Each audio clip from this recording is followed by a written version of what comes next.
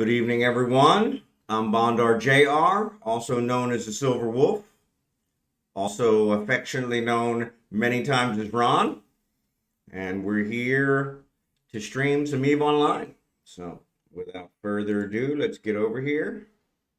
Actually, I've already got Falstaff out here running around trying to get his dailies done.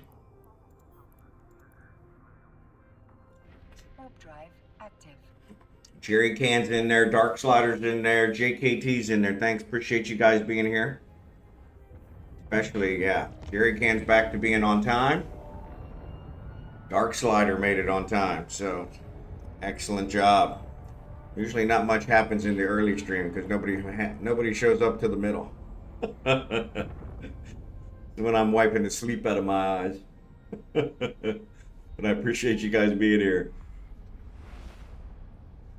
I'm gonna see if maybe I can finish this event today. I think I'm at 785. So, and I've been averaging about 300 or so points a day. So I think we might be able to pull it off. But we'll see. We'll see. Unfortunately, it is a super humid day here in the Philippines today.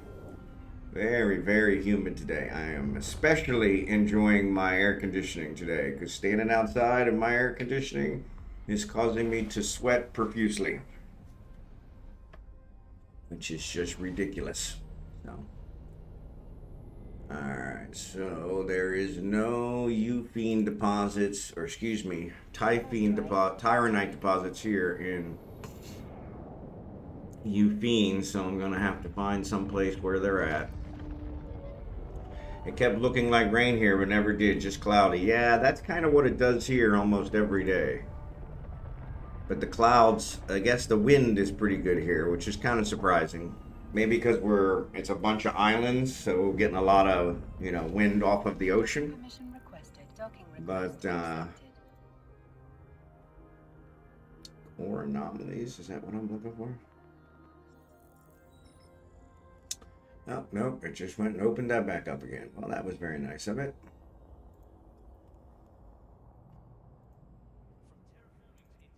I think it's war anomalies.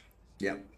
So Billy's got, and I think that's where we mined yesterday was Billy. So, yeah, we'll just go back over there. But I'm actually going to take Kragan with me. So, had a good week ice mining and hauling contracts. There you go. There you go.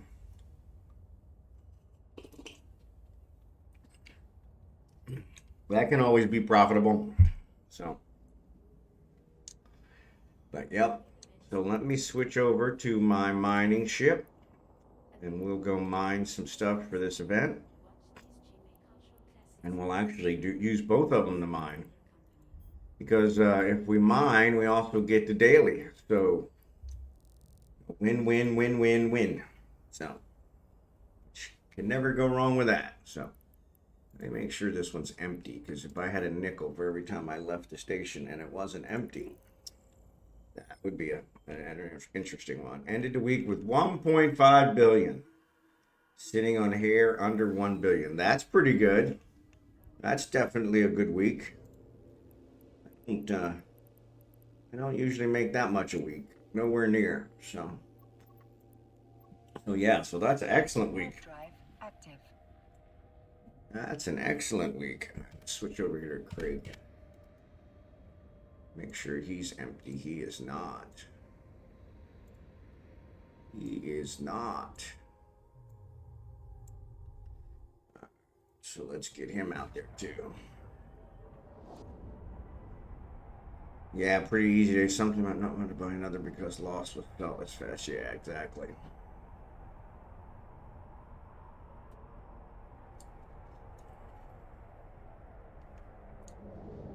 Thanks again, JKT. Yeah, I lost my Astero in a really, really stupid move fairly early on when I returned, and I felt kind of invulnerable in my Astero, so I actually took on some auto Cynthian Lancers, and that did not end well. So yeah, so that was an interesting situation. So I ended up losing my Astero. So then I felt so guilty about it, and they're so freaking expensive that I was going to build one, but to actually buy a BPC to build one is just a little bit short of what it costs to just buy it outright. So I'm like, well, that's kind of stupid. So yeah, I've been kind of playing with it for a while. So and then I won one off of a Narcos's, but that's all the way in Jita. So I've been trying to win one off of a Narcos for probably the better part of a year. So I think he finally took pity on me.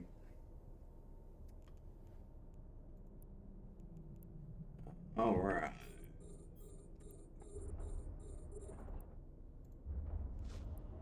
Get these guys worked out. Let's get Kragan out here. I think it was the second one. Yep. So yeah, we'll let these guys mine this timer night up, and that'll get us our daily. Also, it will complete his. So all good. I already got most of the toys I want to play with. Already got that billion clone. There you go. Yep. There you go. Yeah, I'm gonna hopefully finish it off today. Like I said, I think I've been doing about 300 points a day, and so we should be able to pull it off. But that will be interesting because it doesn't always work out the way I plan it to work out. Always interesting. Oops, I gotta take these mining crystals off. I gotta bring some more mining crystals out here.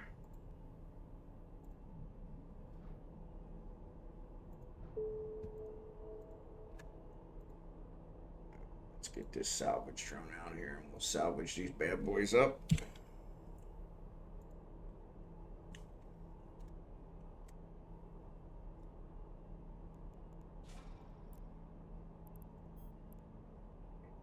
Already got most of the toys. Yep. Yeah, like I said, I was shocked they're actually giving away quite a few ships. All of them I already have. So, but never hurts to have an extra copy. So, because I have alts. And so the Praxis especially is a really nice no skill battleship. So that always is nice. Somebody left me some wrecks out here, so I'll go ahead and salvage those babies up. Alright, so there's the daily. Easy peasy. Easy peasy. We'll go ahead and finish the other one. Kragan, I think, probably has to build, doesn't he?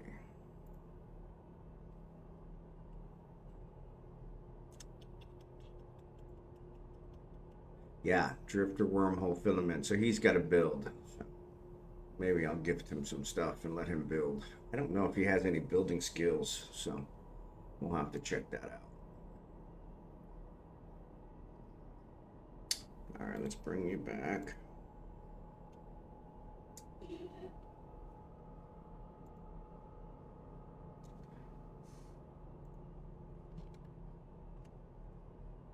Yeah, we'll fill our hold with this Ironite, so we got some stuff to build.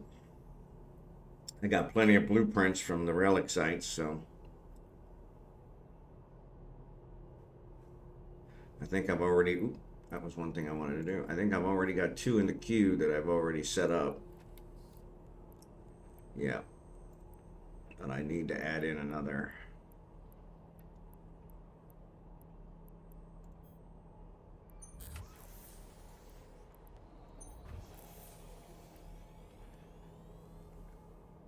Get those on the burner.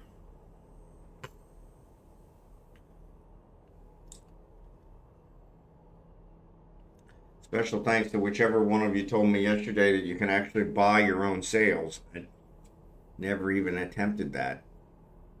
That's what I did yesterday to get past the sell one item. I was like, posted it, bought it. Pay the tax to CCP on both sides and win-win. So get the points. So can't really go wrong with that one. So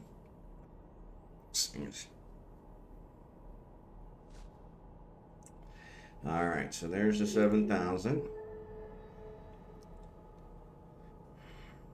Another 10 points. 2 reckoning items manufactured. Okay, I got that.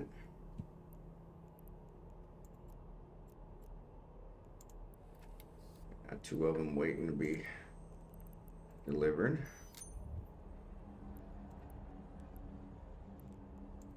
Let's add 2 more back in there.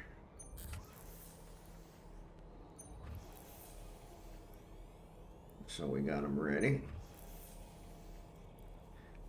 All right, so that one's good. Manufactured reckoning items sold. So let's do that. If we go to here, Matins, nope, they're not going to be able to sell from there, but I got some here.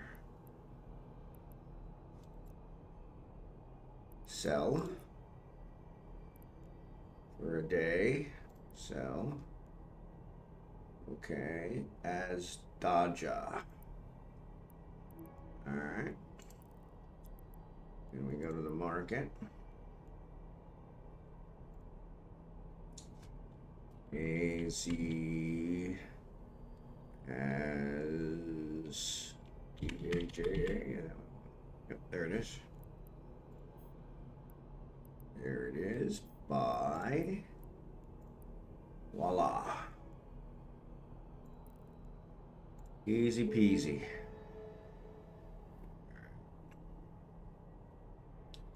Now let's see. What's it say? 2 reckoning items manufactured. Okay, I got 2 in the queue now that should be done here in a couple minutes. So,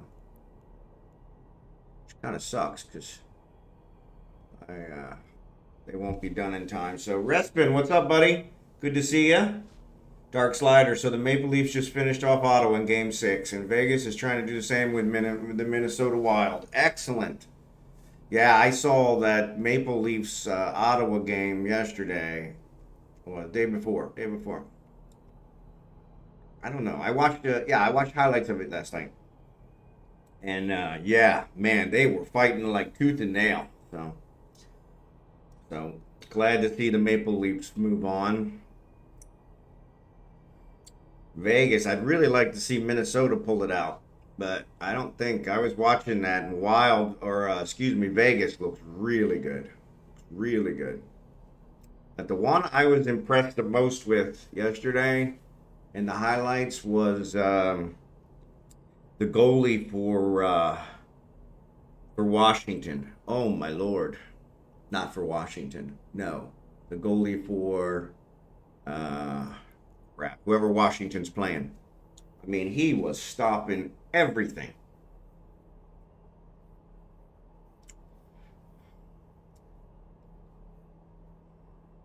I was super impressed. So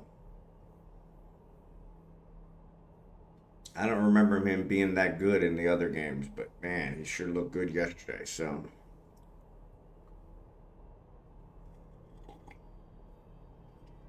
yeah. Oh man, he was stopping everything.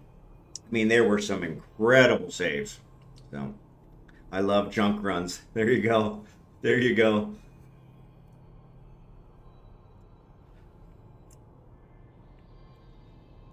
I guess I better check my cargo. Yeah, so this one should finish off my cargo. Actually, Creighton should have enough now for his dailies. Excellent, excellent. Claim those babies up.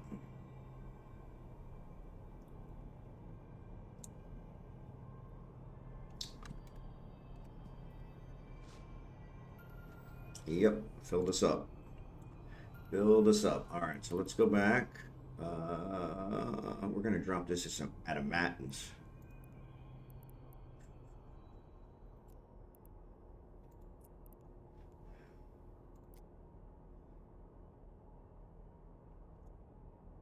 And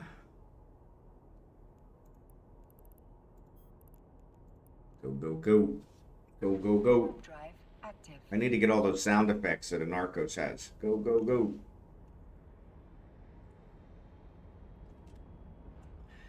Unfortunately, I'm not going to fill up his cargo hold, so I may as well send him back as well. So let's go to a man. So go to you, Fiend.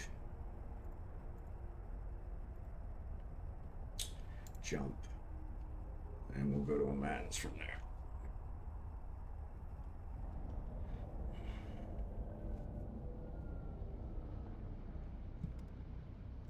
Salvage. Make a little love. Get down tonight. I need to add some music to the stream. That's one I've been talking about doing for a long while. Maybe I'll work on that this weekend. So rumor has it, my wife and I are headed to see the guy who sold us the lot, or my brother-in-law's brother. Since we've got the structural design, the electrical design, the fluid design, he wants to see, I guess, the designs. I don't know why. He's only a seller, but he does know some contractor people, so maybe this will be something.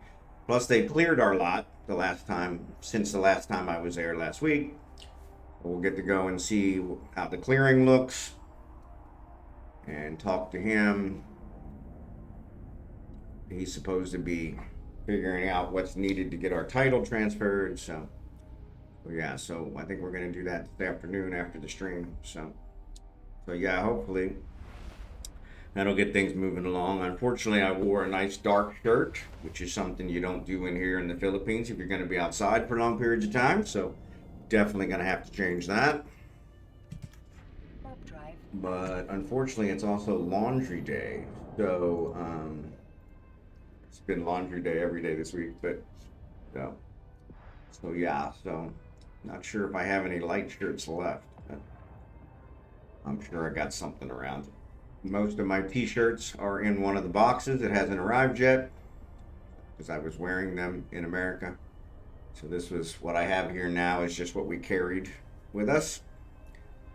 So yeah, so I'm anxious for those to arrive so I can get those hunkered down, start using them. So yeah, so you guys don't keep seeing the same shirt each week. Permission requested. Docking request accepted. But anyway, came across another Twitcher using the same overview layout, but he pulled the ship and drone tabs up to many separate windows. Yeah, this is weird. This is the one I used prior to Twitch, and I'm not sure it completely works out. So I got a lot of wasted space here on the overview, so I've been thinking about adjusting that. Give me more landscape space, but I've been watching a lot of other Eve Twitchers to see because those are the ones that that's the easiest way to learn is to see somebody else do it. So, but yeah, this is what always worked for me. The problem I have is I'm telling you things that I see, and unfortunately they're covered up on that screen.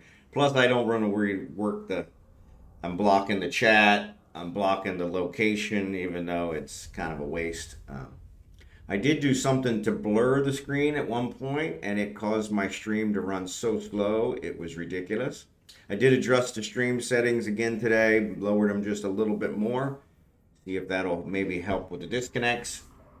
I can quit maxing out the circuit, which is what I think's happening. Not positive that's what's happening. But we'll see how that goes.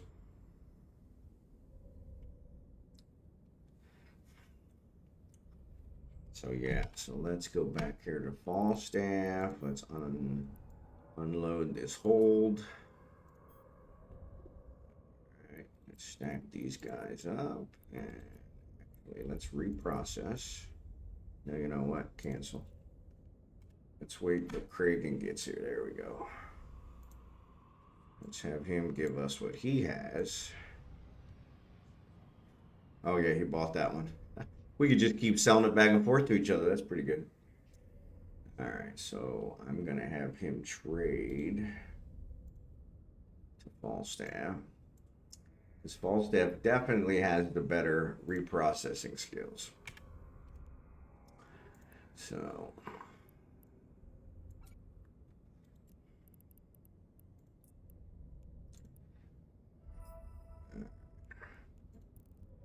now let's do trade back. Let's give him this. Actually, he's probably not going to be able to carry it. He might be able to. Yeah. Not much. Yeah. I think it takes 49 for each one of the other ones. So yeah, so maybe I have to lend him a ship. So yeah.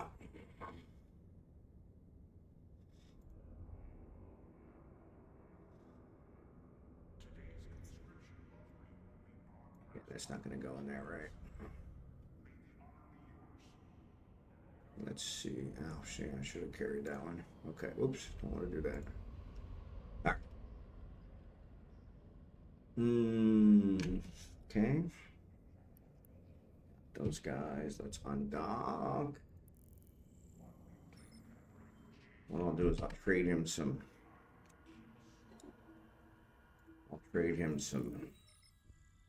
blueprints so he can build some too.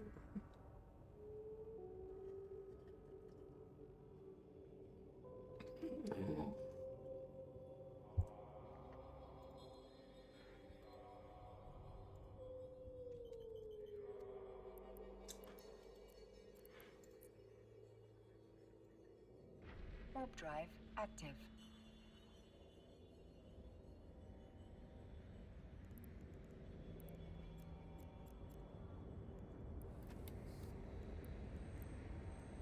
All right, deliver. Claim. Now I'm probably gonna have another start.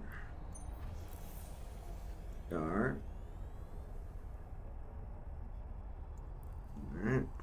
Yeah, so now I got another mining one.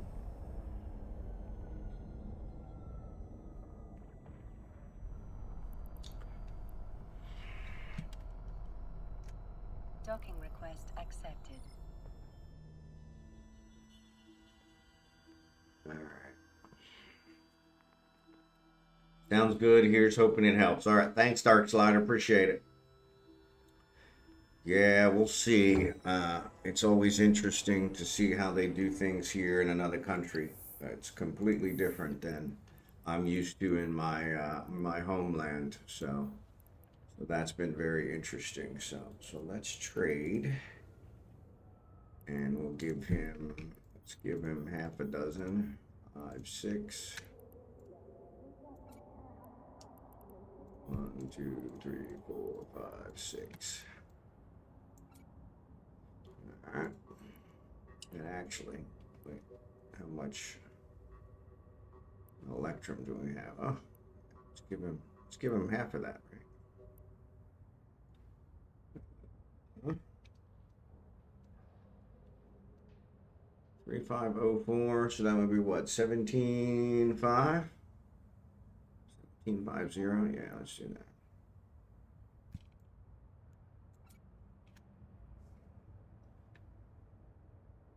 $350,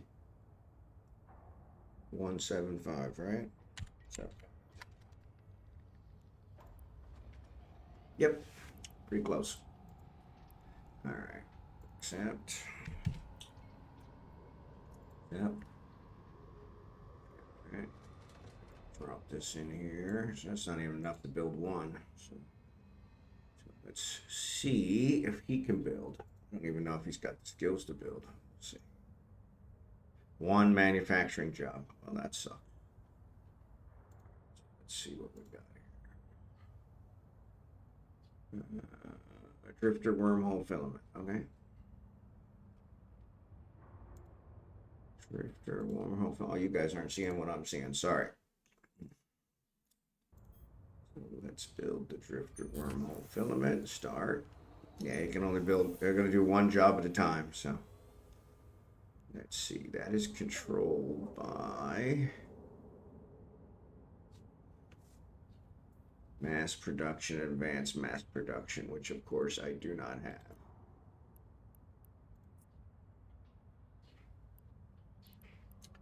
Two jumps, one jump. Good God, 274,000.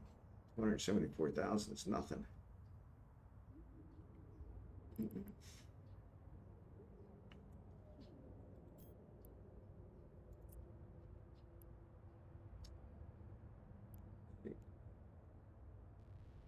Garments is industry 3, which I have. Okay, cool. So let's do mass production.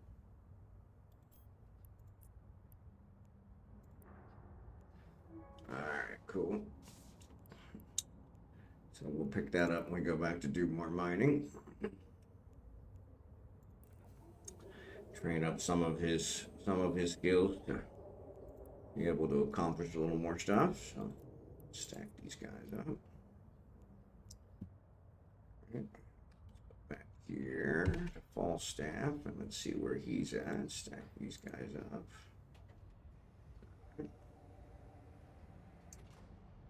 Let's check his industry. So he's got 2 of each running. These guys are almost done. I think we're in good shape. So yeah, so he's got the mining one again. So let's go ahead and undock. Did I lose all the stuff? Yes, I did. Let's go back to Billy.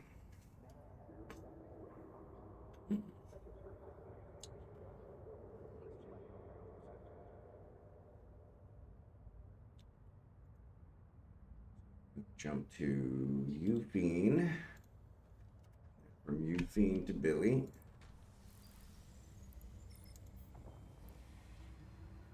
Cool, cool. May as well gather up some more.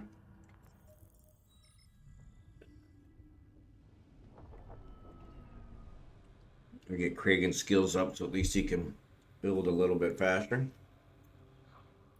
Not that I need him to build, but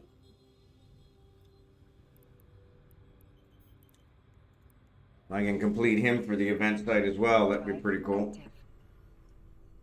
Or the event, complete the event on him as well, that'd be pretty cool. So, all right, let's switch back over here to Falstaff. Since he's in the lead.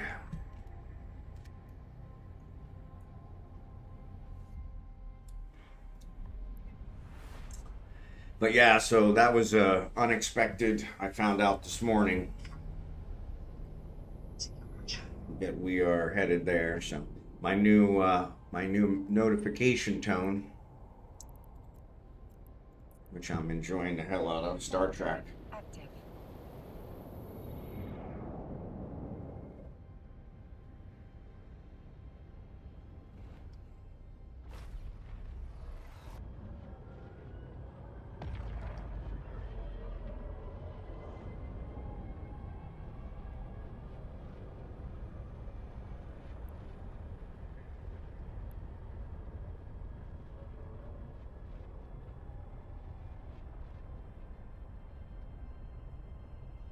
I had to set to 2 different. So this is my USA phone. So I had to set the notifications different on it versus my Filipino phone. So yeah, so it's been interesting. Let's jump to Billy. And then here at Billy, let's go to the second small Tyranite deposit. Warp drive active. So that I can tell them apart. Unfortunately, I don't have a whole lot of people texting my Filipino phone at the moment, other than my wife. And so, but I put my old ringtone on it, because eventually it'll be the more popular one. And then I got 2 new ringtone and a new notification tone for my American phone. So those I'm expecting will probably start going down. My bowling league finally finished, and so they sent me the winnings from my bowling league. Just a couple $100. quite a bit less than I was expecting, but seems like they had lost a lot since I left. And it's not by place. We still finished in second place. It's not by place. It's by number of points won, and so it doesn't seem like they won a whole lot of points since I left. So, which was kind of ridiculous. So, but just goes to show, I guess I was contributing, which is kind of nice.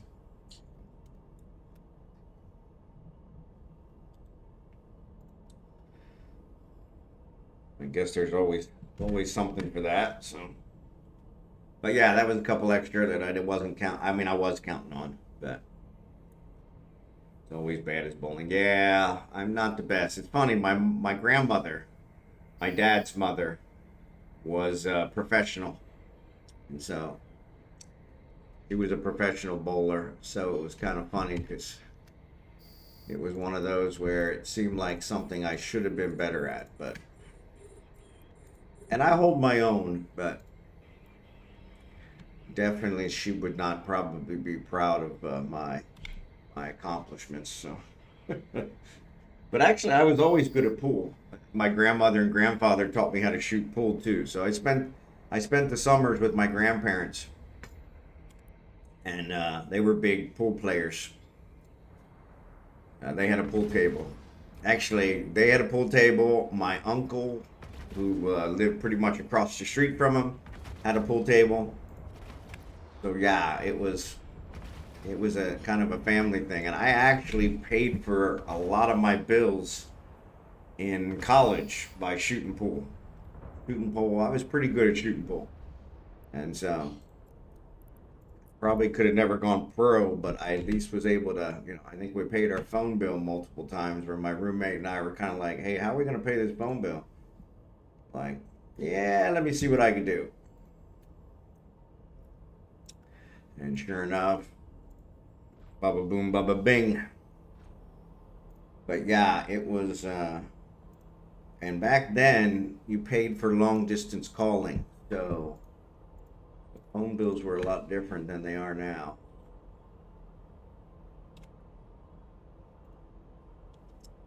But yeah, so. Now, darts was one that I was never good at. I had some friends that did darts and did pretty well. But yeah, we had I think the UMB, the bank that I worked for, they had a pool league, they had a bowling league, and they had a dart league. And so I did the bowling and the pool a couple times. Did the bowling for many years. I was actually president of the bowling league for several years. Until they voted me out. I never quite figured out why, so I never knew that. Yeah, it was a while back. So yeah, I think Larry Renz might be he works downstairs in processing. I think he might be the president now, so of the bowling league. I actually joined with Commerce because the league we used to take up the whole house when it was up there at North Casey Bowl off of Burlington. And then, yeah, ironically, after they voted me out as president, they ended up losing to like half the teams. I don't think it was because of me, but me and my team left. But yeah, so they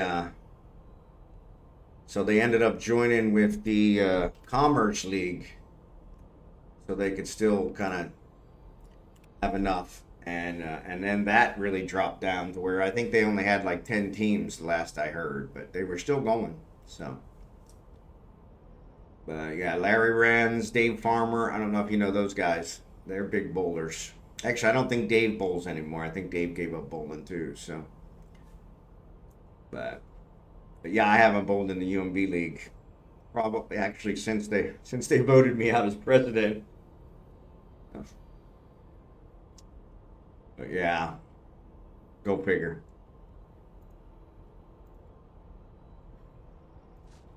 And it was just more of a timing thing. I think that's when I was also going through my divorce, and so So yeah, it was just a bad timing thing, which was probably why they voted me out. I was a little distracted. But yeah, it was an interesting time. I had a lot of fun with him. Had a lot of fun with him.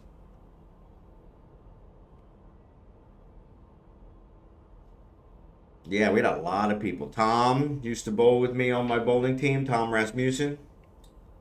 And Henry, of course, was on my bowling team. And yeah, we had a bunch of people.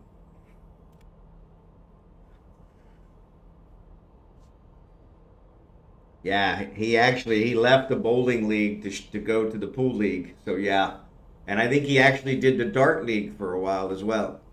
And so, but he actually said he wasn't enjoying the dart league as much as he did the bowling league or the pool league. So I think then he went back to the pool league. So yeah, but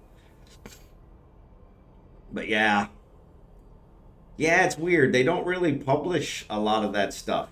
You know, it was only through word of mouth that you ever found out about it. And I thought, that would be something they really should let new employees know because that's a great way to meet people, so played indoor soccer with a bunch of UMBers for several years. See, and that was another one. I would have loved to have played that because that was another one that like Henry would have loved. But we never heard about that one. And so yeah, so it was kind of interesting because it's like those ones that we would have been interested in, we never heard about, so this never happened. So, but then again, what else was new?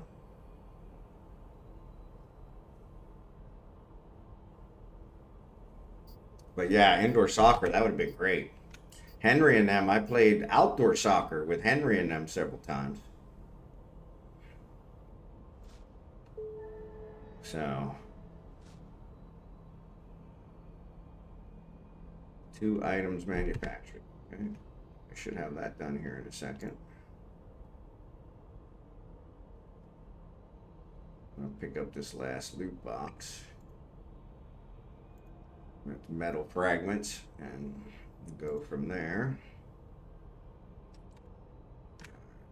Nope, I didn't pick up that skill. But I was a state ranked bowler in high school and would have loved to have got back into bowling. Oh my goodness. Yeah, talk to Larry Renz.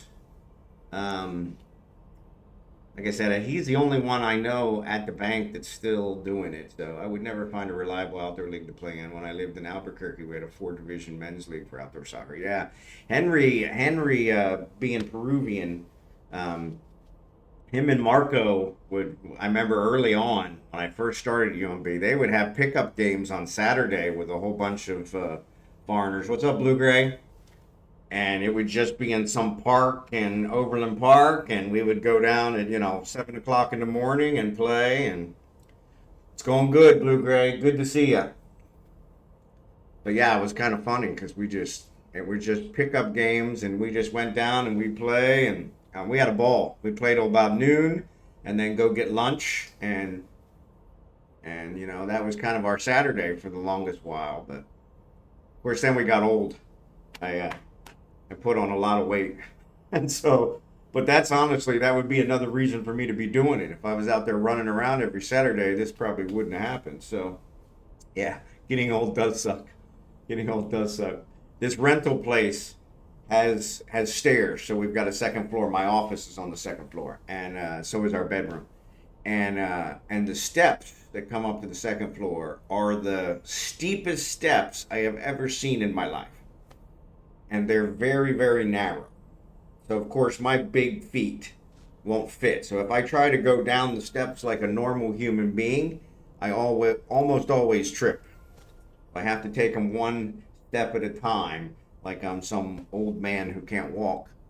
And I'm like, yeah, this is getting old. And but it's funny because it's like, what are you gonna do? That's my wife's like, "Are you okay?" And I'm like, "Yeah, I just if I try to take them, like normal steps, I'm gonna fall on my face, and it's a long way down."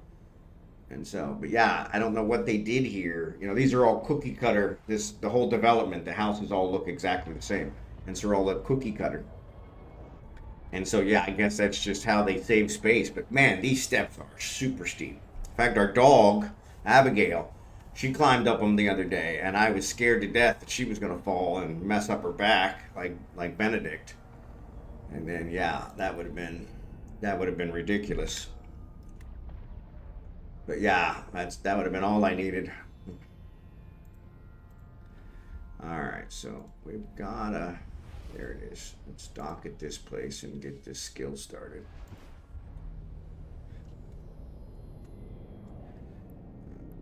So we'll take Falstaff over here since you got the other one. But yeah, getting old does suck. Getting old does suck. Yeah, but those steep steps, killing my knee. I've always had kind of a bad knee. I was a cyclist when I was younger, and I had a couple really bad accidents where after the second one, I had a bad one. They pulled a bunch of stones and crap out of my knees and told me to stop riding for a while. I didn't listen. I went back out and rode. I was thinking I was going to make the Olympics as a cyclist, and so I went out and rode again, and the bike came out from under me on some gravel and really screwed up my knees. And they told me at that point that I probably wouldn't walk again, which I pretty much told them, yeah, screw you. And of course, I walk fine, but I didn't ride much after that. So I think what they did is they told me what the worst possible scenario was to get me to stop riding. Because if they told me I wouldn't ride again, I probably would have started riding and then probably hurt him again. So kind of reverse psychology thing we talked about the other day, but almost sounds like you need climbing gear. Yeah, exactly. That's what I'm thinking. Or get one of those, chairs that goes, because yeah, it's, of course, everybody here has really small feet, they're all really short. They got really small feet. So that's the other thing. When I'm coming up the steps, the ceiling on the steps is low. So I almost hit my head every time. And so I'm like, okay, I got to remember to duck. Because, of course, it's all concrete. So it's not like I'm going to just bang it on some wood, which, don't get me wrong, it's still hard. But not as hard as concrete. Because everything here is made of concrete. So, but yeah. Docking permission requested. Docking request. But so I never made the Olympics. That was right around the time I think that my buddy, who was a cyclist, faked the cancer and did all that crap. So yeah, so it was kind of giving cyclist a bad name anyway. So but yeah, that was interesting. All right, so Kragan's over here. I'm gonna train this to level 1 now. All right, which says I need 14 minutes. Excellent. All right, switch over here. So Lance Armstrong. Yep, yeah, Lance Armstrong. He kind of ruined it for all cyclists. So yeah, that's X-Lax move of the week where you fake cancer. I mean, come on. I don't care who you are. That's pretty low. Warp drive active. But yeah, anyway. So yeah, so it was one of those. But yeah, that was my dream, was to be in the Olympics as a cyclist. Yeah. Never made that one. So I actually rode in the MS 150 one of the years while I was working at UMB. I didn't. So it was 150 mile bike ride through Kansas, I believe, and I had trained for it for a long while. It was probably in one of the best shape of my life in my later years, and I think I made it less than 50 miles before I piddled out because I trained at the airport, which was all flat. And unfortunately, the race was not on a flat area. And so it was a lot of hills. So after about 50 miles, I had them pick me up because I was exhausted. My legs are like jelly. And I was so depressed. And my wife was like, you know what? The people that sponsor you, or it was for multiple sclerosis. And she said, the Multiple Sclerosis Society got the same amount of money whether you rode 50 miles or whether you rode 150 miles. And I was like, you know what? You're right. And so I got over it. But yeah, that was when I think I completely, was like, I was already well past the Tour de France, the Olympic cyclist time frame, but I was at least thinking I could maybe recover some of my former glory. But yeah, that didn't work out. So, like I said, I think I made, and 50 miles wasn't bad. It was like 49 and a half or something. 50 miles wasn't bad, but I was like, this is a piece of cake. Yeah, it wasn't a piece of cake. Yeah, you rode 75 miles out to somewhere, you slept that night, and then you rode the 75 miles back. And yeah, I didn't even make it. I didn't even make it out to the place, but I think my wife was, I think my current wife, uh, she was a little relieved because she was super worried that I was gonna, because my knees were pretty bad, and she was super worried that I was gonna have something major happen or get hurt. And it's like, nah. Warp drive active. I mean, it was wide open. I mean, other than the other MS 150s, we really didn't see anybody. And it was kind of nice because there were a lot of, it was like I said, I think it was through Kansas. Might have been through sections of Missouri. I can't remember. But but the farmers came out, would stand at the end of their property and cheer us on, and that was kind of nice. Yeah, so that was kind of nice. But yeah, it was a good experience. Like I said, I didn't finish, but the Multiple Sclerosis Society made a lot of money off of me, so I had a lot of sponsors. So I was at least popular. If I couldn't ride, I was at least popular. I felt bad for them, but they were all, yeah, several of them were like Henry and all the rest of them that sponsored me were like, hey, don't worry about it. It's went to a good cause, right? And I'm like, yeah, yeah. Docking Actually, I request think the accepted. smart ones were the ones that sponsored me by the mile because they only had to pay like $49.50 or something if it was $1 a mile. But they were the smart ones. Bet on me not making it. So, but yeah, let's trade with Falstaff. And let's give him what we got in our hold. So he can work it out. Accept. And we'll refine all this. Alrighty. Yeah, that's still not going to go, so. Alright, 2 reckoning items manufactured. Okay, I think we did that.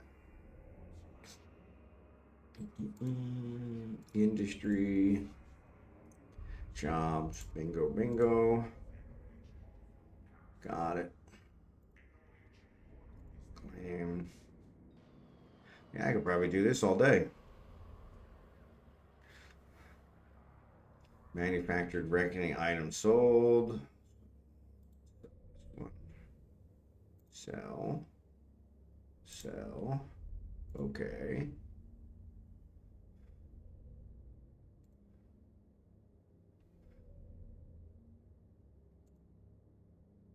Buy.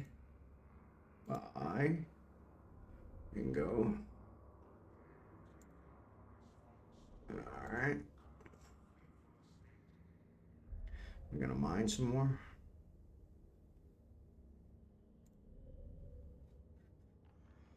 Few reckoning items manufactured. Nope. Nope. Alright. So let's go do that. Yeah, that's not gonna carry nothing. This Hulk is super small.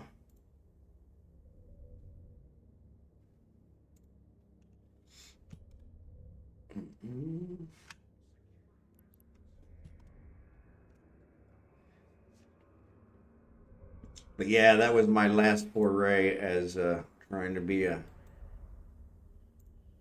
trying to be a. Hey, you. There's the wife. Want to say hi? Hey, I just You got a half hi. She's dropping off Abigail. okay. Thanks, sweetheart. What's going on, Abigail? What's going on?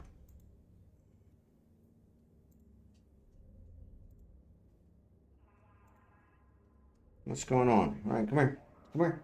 Okay, you got to get out from under the chair. Come on. Can't get you under the chair. Come on. Come here. Come here, you dingbat. What are you doing? Come here. Yes, come here. Okay. Okay, stop. Oh my goodness gracious, you are such a pain in the dupa. There's Abigail. There's Abigail. Yes, I love you too. I do. Yes, I do. Yes, I do. There's Abigail. I can't see you. Yeah, I got the camera up higher. I got the camera up higher. Yeah. And now Vegas has knocked out Minnesota Wild. I really wanted Minnesota to try and come back. But Vegas really did look good. Yep. They're saying hi. Do you want to say hi? Do you want to say hi? You want to show them your pretty face? Yes, I know. I love your kisses too. I do. I do. I do. I do. Yes. Yes. Yes, you're famous. You're famous. You're on TV. Yeah, you're on YouTube. Yeah, you're going to be on YouTube. And Twitch. All right. I'm going to put you down, okay? I can't fly my ship while I'm holding you. Main evidence that they probably don't have dogs in space. You can't fly your ship without. All right, so I can keep selling the same one, so I really don't need to drag these guys anywhere. Let's drop this off here. Stack. All right, so we got those guys built. We didn't need to come here for that, I guess, but that's okay. So, thanks, Blue Gray, appreciate it. Thanks, Dark Slider. Vegas winning is good for my bracket. There you go, dracborne. That's one way to look at it. You know, I didn't get in a bracket this year. I probably should have. But, all right. So what are we going to do? We got to buy some time until that one. So let's get our scanning ship. Actually, let's look, see where we're at. So we're at 850. We got the Plex. There you go. That's a winner. That's a winner. Okay, Abigail. Nope, we're not going outside. Nope. I know you want to go with your mommy, but your mommy dropped you off here. So, and she who must be obeyed is, I don't argue with her. So, I don't argue with her.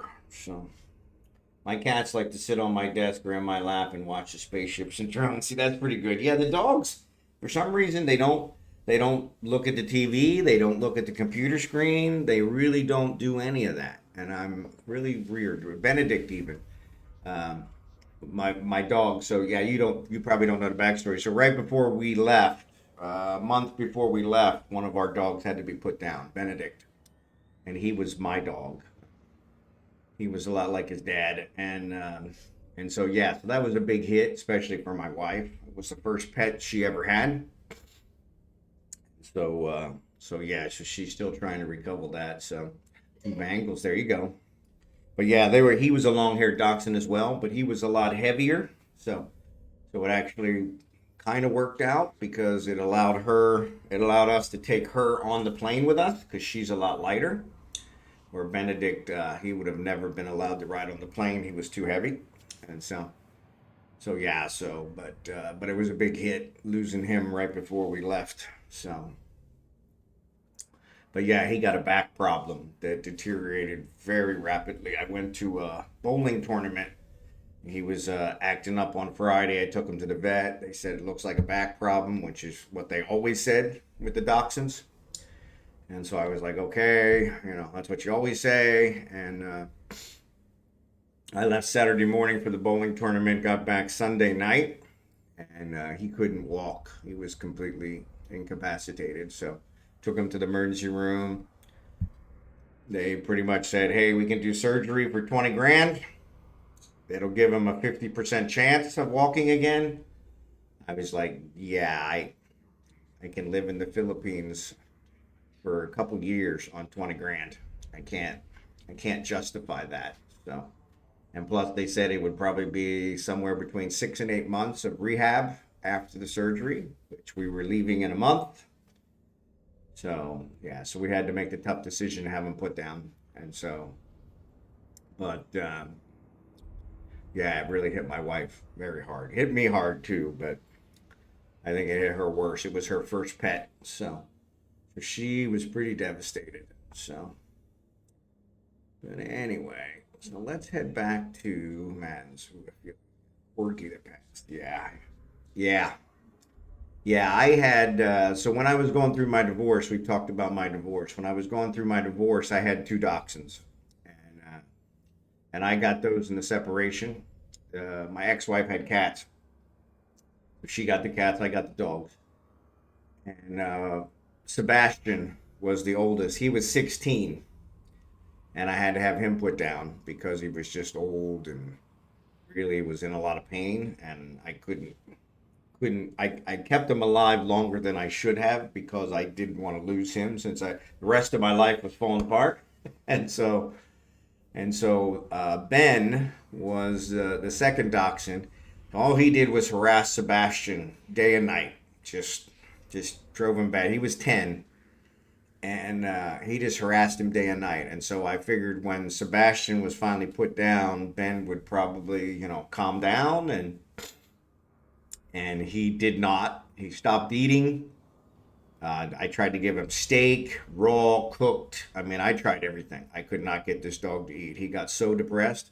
And so I had to have him put down less than a month after Sebastian. And so after that, I had decided, you know what? I'm not having dogs anymore.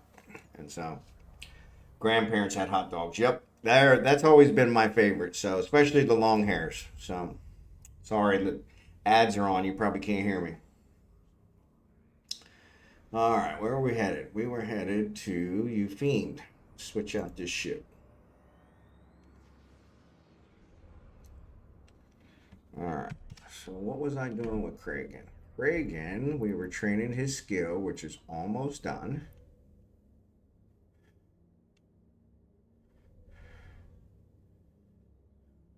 And then we're going to try and build another... Try and build a film or one of the other items.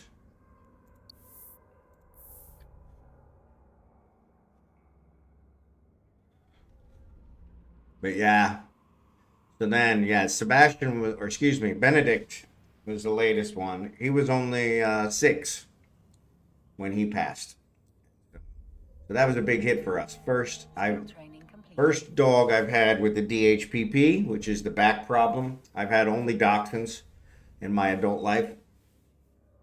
I think he was the 7th or 8th dachshund that I've had, and they were all diagnosed with DHPP and back problem, but he was the first one that ever actually truly had it. So yeah, it was kind of interesting because it.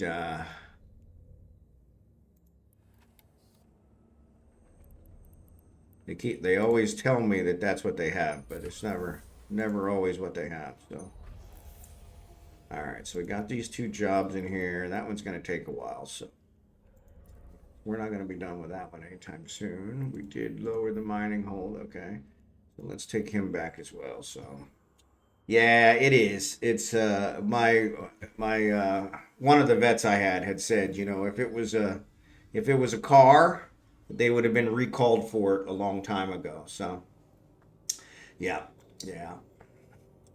And so it's weird because like Abigail, we try to get her to stop jumping off of stuff, and she just will not. No matter how many times we try. We bought ramps, and so Benedict was really good about going up the ramps and going down the ramps because he was heavier. He never jumped. And so I was really surprised that he ended up with the problem. Abigail, she jumps off the couch all the time. And the ramps that we have, of course, are in one of the boxes. Haven't arrived yet. So So that's where we're kind of at with those. But yeah, she's jumping off the couch here, which is kind of irritating me. And then she went up the steps the other day, which I was like, I was in the bathroom. So there's a bathroom downstairs and a bathroom upstairs. The bathroom upstairs has a leak in the floor, and the water's leaking into the downstairs bathroom. So they're supposed to come tomorrow and Sunday and rip out the tiles, fix the leak, and replace the tiles, which should be an interesting process. But yeah, I was in the bathroom downstairs, and Abigail's mother was upstairs, my wife, and she decided, hey, you're incapacitated, so I'm going to go up the steps. So I came out of the bathroom, was like, hey, where are you at? Went upstairs, and she's upstairs in the hallway, and I'm like, I can't believe you went up these steep steps, because, God, if she'd have fell down those steps, oh, that would have snapped her back for sure. And so, yeah, that scared the crap out of me. So we have some baby gates that are also in some of the boxes that should arrive here in the next month. And so we're anxious to get those so we can kind of segregate some of the places she can go and keep her from being dangerous. But yeah, she's a stubborn one. That dachshunds are known for their stubbornness, and she's definitely the stubborn one. Hey, Abigail. Here, move your toys so you can lay down. You can lay down. Her toys were in her bed, so she didn't want to lay down. Heaven forbid she move her toys. She's not a toy fan, but her mom bought her some toys, so go lay down, babies. Go lay down. Lay down on your bed.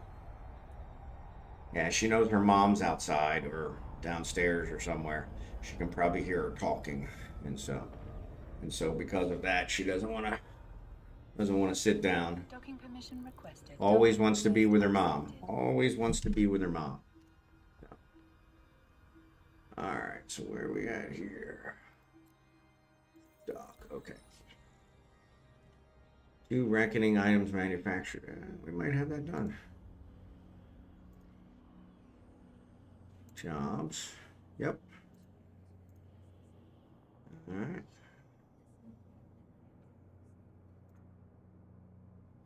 All right. Let's add 2 more in there. Come on.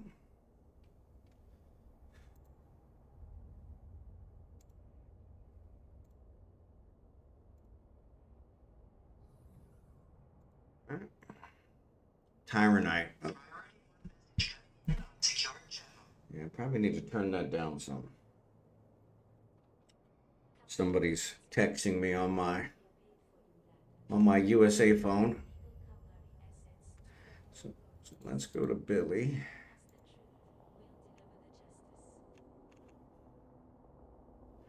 Tyrannite mines. Yeah, so we'll mine another set since that's come back up.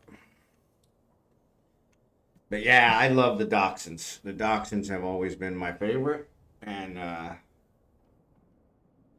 Sebastian he had the coloring of a Irish setter. Beautiful, beautiful dog, purebred, and actually all of these have been pure. But Ben wasn't a purebred. We got him as a rescue, but all the others were all purebreds, and so. But yeah, it's been interesting because my wife's like, maybe we should rethink the dachshund thing. And I'm like, no, that's the dogs I like. And, you know, I've only ever had one that had a back problem. So, you know, and she's like, well, now that we've had one that's had a back problem, now she's worried about that with all of them. And I can understand that. It is a concern. So let's go. We may as well have him mine with us. So. Knock on wood, it's been an hour and 15 minutes and we haven't had any drops. So praise God for that. Maybe my settings are finally leveled out.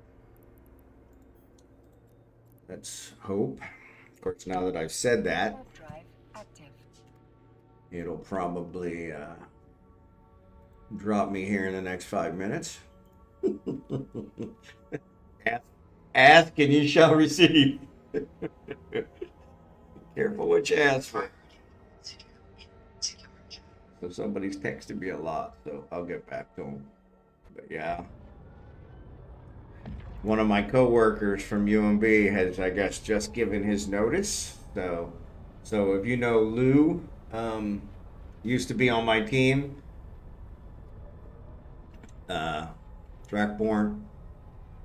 Yeah, he gave. I guess he gave his notice today. So probably not public knowledge, but yeah. So he said he gave his notice. So I congratulated him because he's been talking about it. He's in his 70s, so was thinking he probably should have did it. So Brad's last day is tomorrow. Yeah, cool. Yeah, see, I didn't know Brad was retiring, so I thought he'd stay forever. He seems to love work, so I'm kind of surprised he's retiring. But then again, nothing surprises me anymore. So Ralph was actually a week. Ralph Sikowski, he was a week after me. So yeah, he should be gone now. Warp drive active. But yeah, they're kind of dropping like flies. So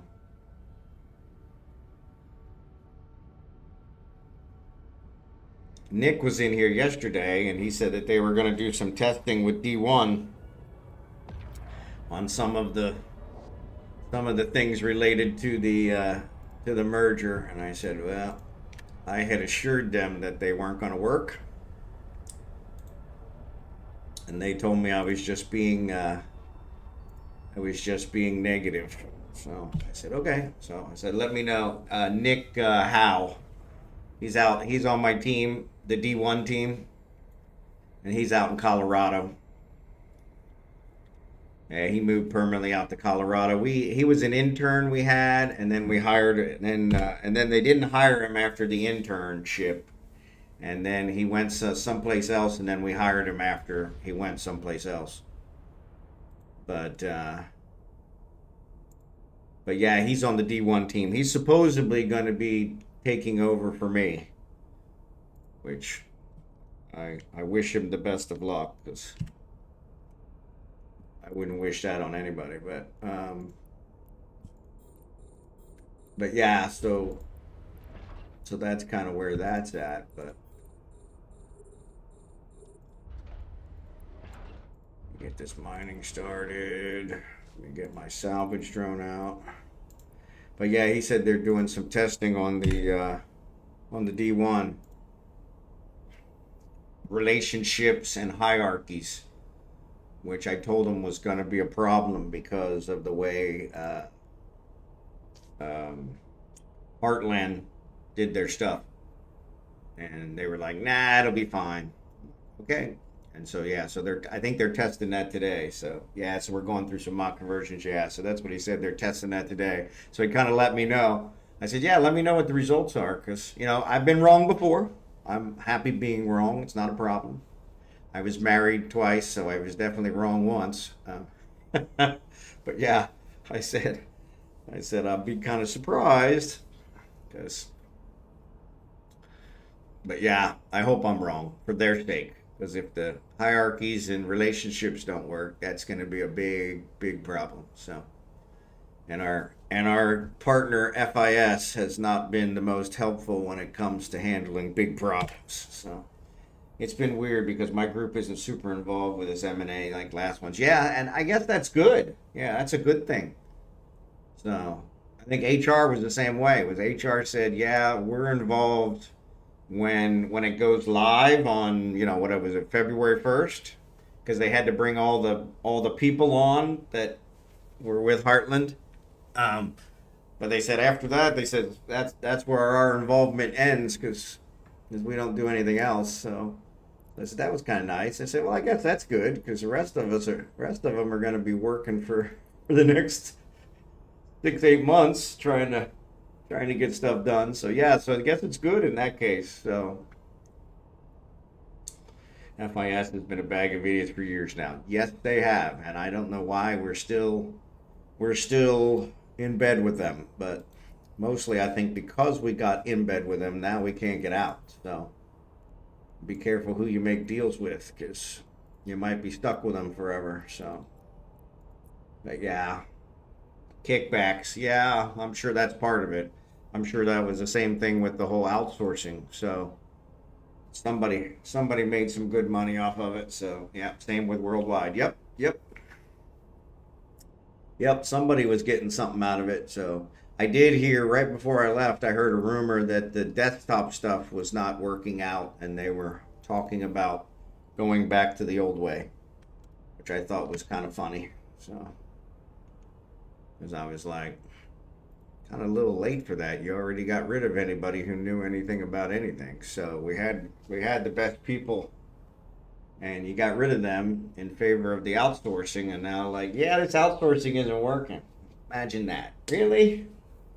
If only you had someone here that had worked for several years that could have told you that wouldn't work. Oh wait, we did. But not my problem anymore. So, but yeah, like you said, I think somebody could probably got kickbacks on that one. So I think I could train my 5-year-old grandson to do a better job than the current desktop group. Yes, you could. I guarantee it. Yeah, those guys, they can't even be trained. I mean, we tried and we tried and we tried. And yeah, it's just super frustrating. Super frustrating. We had actually got to a really good point with our desktop people prior to the outsourcing, and yeah, that was frustrating. So, but yeah, what are you gonna do? It's kind of the way it works. 2 reckoning items manufactured. All right, so do we got anything in the queue? We got stuff in the queue. We don't have anything done. 2 minutes. 2 minutes. 2 minutes. But yeah. It's like I said, it's really frustrating because it's just like, come on, guys. This was as plain as the nose on your face. I've talked with several of the old EUS guys, and most are super happy to, and I have too. And so yeah, I agree with that. So so I'm happy for them because I'm happy they all landed on their feet. But yeah, it was kind of frustrating because it's like, come on, some of these guys have given you like Papul was there, I think 15 years, and I think Grimm was even longer. So now, don't get me wrong, they got a pretty nice severance package, but still, it's kind of like, come on, we can do better than that. So I was glad they at least kept Bill on. But yeah, Bill Stollard, he's super frustrated with the outsourced because he's like, yeah, he said, I guess he said that he has somebody new every week, so because they keep just rolling over and rolling over. He said so he can't, even when he gets one that's actually half decent, they move him a week later, and so he can't even keep anybody. So it's like, yeah, that's got to be hard. But yeah, I was happy to hear. I'd actually just talked to Papul a week or so ago because he didn't know I had moved, and so he contacted me on Facebook and said, hey, I just heard you moved. And I'm like, yeah, I had actually reached out to him before I moved and let him know because I had a lot of his tools, and he's like, keep them. Okay. I said, well, I was going to give you all my tools as a thank you for lending me your tools before. He's like, nah, I don't do that stuff anymore. So I was like, okay. So I ended up giving them to somebody else. But yeah, it was kind of funny. So he's like, I didn't know you moved. I'm like, yeah, that's why I reached out to you to try and give you your tools back and give you all my other tools as well. He's like, yeah, I gave up doing that stuff. So, but yeah, it was funny. I gave a bunch of stuff to Slagle. So Slagle still does that stuff. He still builds houses on the side down in Lake of the Ozarks. I mean, that guy's about to be made of money, He got up to the manager level at UMB and building houses on the side. I think he builds like, maybe 1 or 2 houses a year, but still. And so that's got to be pretty good. I always envied him that because that's got to be a pretty cool gig. So, but yeah, he does it on the weekends. He loves it. He was the one that helped me renovate my place there in KCK. And so, yeah, so he was super helpful.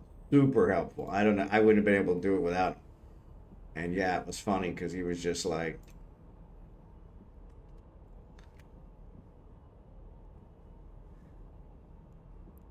All right, so are these done? Industry. Oh no, I need to wait for the filament. So that one's done. I gotta wait because I don't have it yet. So I gotta do the filament first. So 52 minutes. All right, so we'll just keep mining. So it looks like I said, I'm a little loath to say it, but we're at an hour and a half, just short of an hour and a half, and no drops. No drops. So either I got the settings good, or it's just a really good day with my provider. So, but we'll see. How does the stream look, guys? Does everything still look good? I don't want it to degrade the stream at all. So let me know if you guys have any issues or anything lagging or things of that nature. Man, this chair is hard. Oh, I need to get a bigger butt. Maybe I ought to look into some butt implants. Because I definitely need a bugger. Camera is crisp today. Excellent. Thank you for that. Glad to hear that. But yeah, this throne that my wife had me made, everything good so far. Excellent, Dark Slider. Thanks for that. Yeah, this throne that my wife had made for me is beautiful. Just beautiful. The workmanship is incredible. But it has got to be the hardest chair I have ever sat on in my life. I mean, literally the hardest chair I have ever sat on. It is really. So yeah, so when I got up earlier to help Abigail out, I was like, oh, thank God I get to get up and let some blood circulate. Cause yeah, I have a huge cushion. I mean, we're talking huge cushion on this thing, and it's still killing me. I was thinking about going back to the plastic chair because it was more comfortable. It was just lower, so I was always looked like I was looking up at everything. Where I prefer to be on the same level with my monitors. So, but yeah, what are you gonna do? All right, let's dock here. Craig him back. I probably should have brought him back earlier.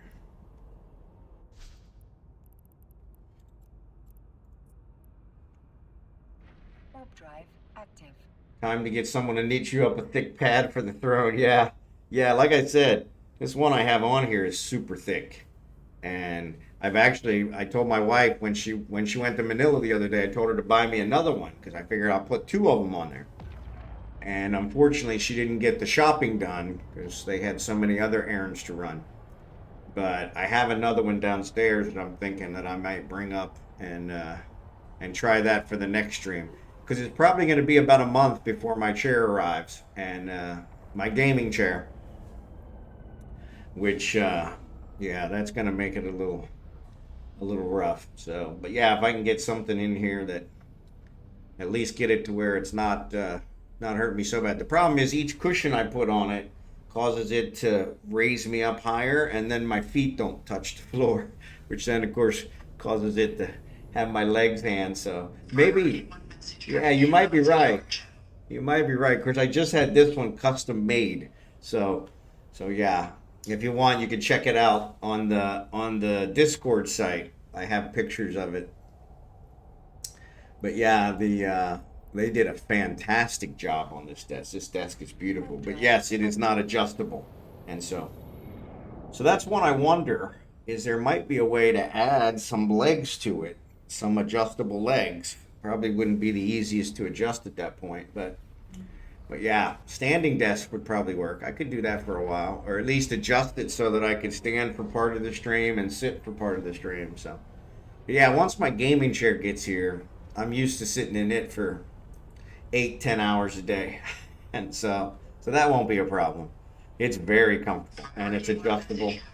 So yeah, so but yeah, until it gets here, like I said, it's probably gonna be a month before it gets here unless I get really lucky. So because it's got that it came in one of those boxes, and so that's usually a 2 month thing, and we sent it to end of March. So I'm figuring the end of May, which is roughly a month away at the earliest. So we haven't had any arrive prior to the 2 month period. So Warp drive active. I think 2 months has been the fastest. we've had some that have gone to 3 months, which is probably what will happen with the ones that I'm counting on. So my green screen is in that, so that'll stop this pixelization and stuff. USA for the win. Good to see you this morning. Always good to see you. Grabbing my morning coffee. Excellent, excellent. I am drinking mine as we speak as well. So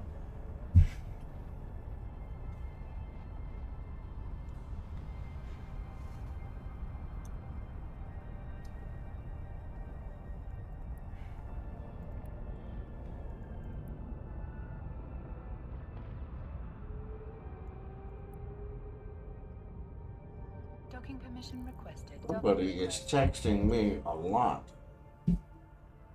Probably Lou, since I said congratulations, it kind of opened the floodgates. No.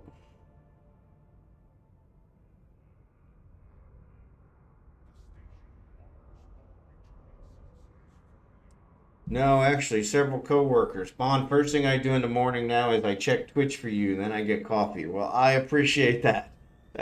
That's pretty awesome. Thank you for that. Thank you for that. I'm going to drop out. Need the effort to rest earlier. Good night. All right, Blue Gray. Have a good night. Sleep well. Appreciate it, USA. I've been meaning to ask you. So you got USA for the win, but if it's morning for you, then you're obviously not in the USA. So where are you located?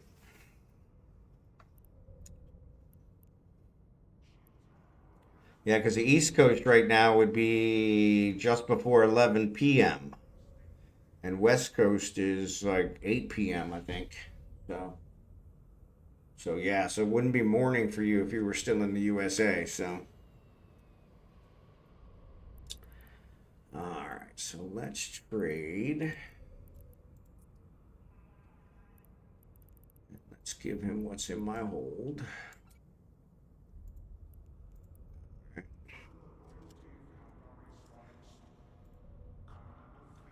And let's stack these guys up and reprocess.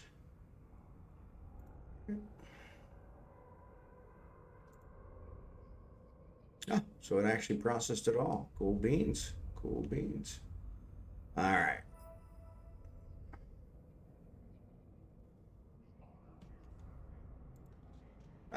Didn't take his out. What a Nimrod. I tell you, some days it's a wonder I can get out of bed.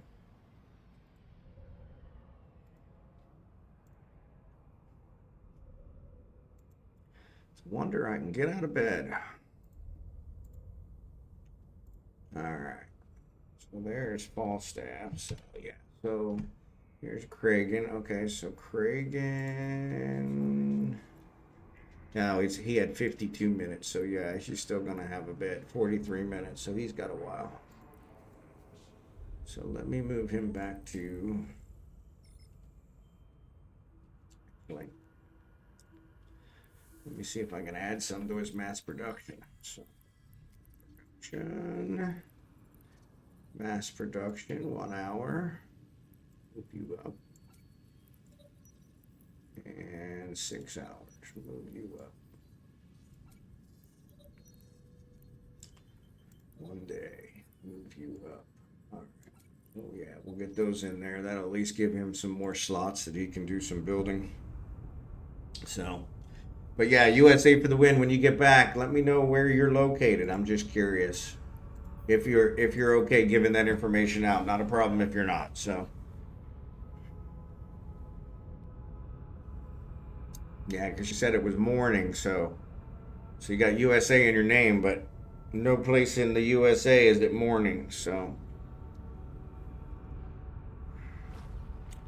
yeah, I'm like a few clicks east of you. It's almost 7 a.m. here. Oh, excellent. Okay, cool. Excellent. Yeah, so that works out even better. So, Middle East. Excellent. So, yeah, appreciate you being here. So, yeah, so this probably time frame worked out better for you. I actually, when I was, sorry, so my USA phone's going off. When I was in Kansas City, I actually did 9:30 Central till about 1:30 a.m. Central, 9:30 p.m. So it was an hour later. And so that would have probably worked out better for you. Where here I moved it up an hour so that the East Coasters could still catch me, because I had a lot of East Coasters that were following me, and I didn't want to cut them out by coming here. So yeah, now I do 9:30 a.m., which is 8:30 Central p.m. And so yeah, I ended up doing about an hour earlier. So right, so we are here. Let's dock. Warp drive active.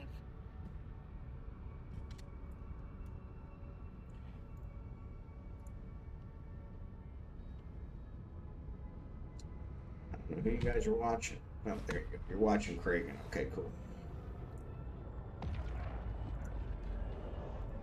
Yeah, I'm gonna dock him up. I can't stay up very late anymore. No, I hear you. I hear you. It's hard to play with U.S. time zone. Yep. I understand. A lot of Australian guys we can play with in best time zone for farming is. There you go. Yeah, Chaos is one. He's an Australian streamer. He's one that I used to always raid because he was usually starting up when I was finishing up. So yeah, and he's Australia. Pretty funny guy. I don't know if you've ever seen him. He's pretty good.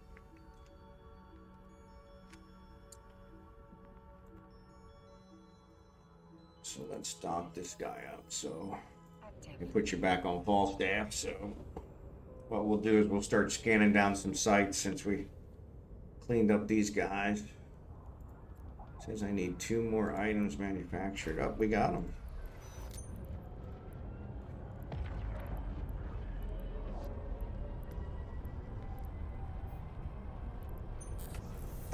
I don't have any. Well, that sucks. So I guess maybe we'll take, we'll swap out to a ship that I can move some minerals with. No. So yeah. But yeah, the Australian guys, they love their Eve as well. So that's pretty good. But yeah, I understand what you're saying.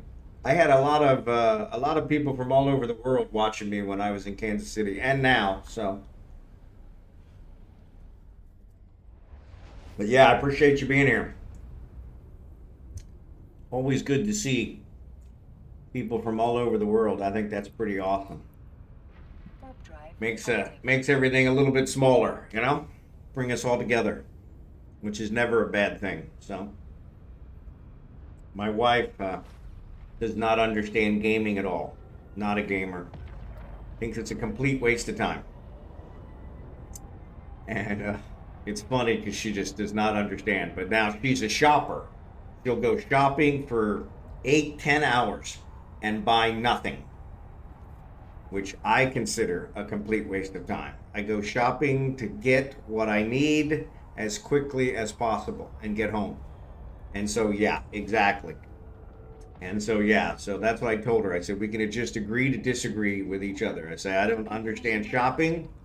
That if I go shopping with you, you know I'm trying to show you how much I love you, because I'd rather have my teeth pulled.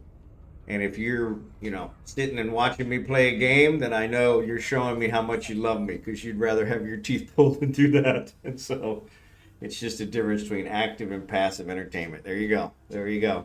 Yeah, she'll sit and watch TV for hours.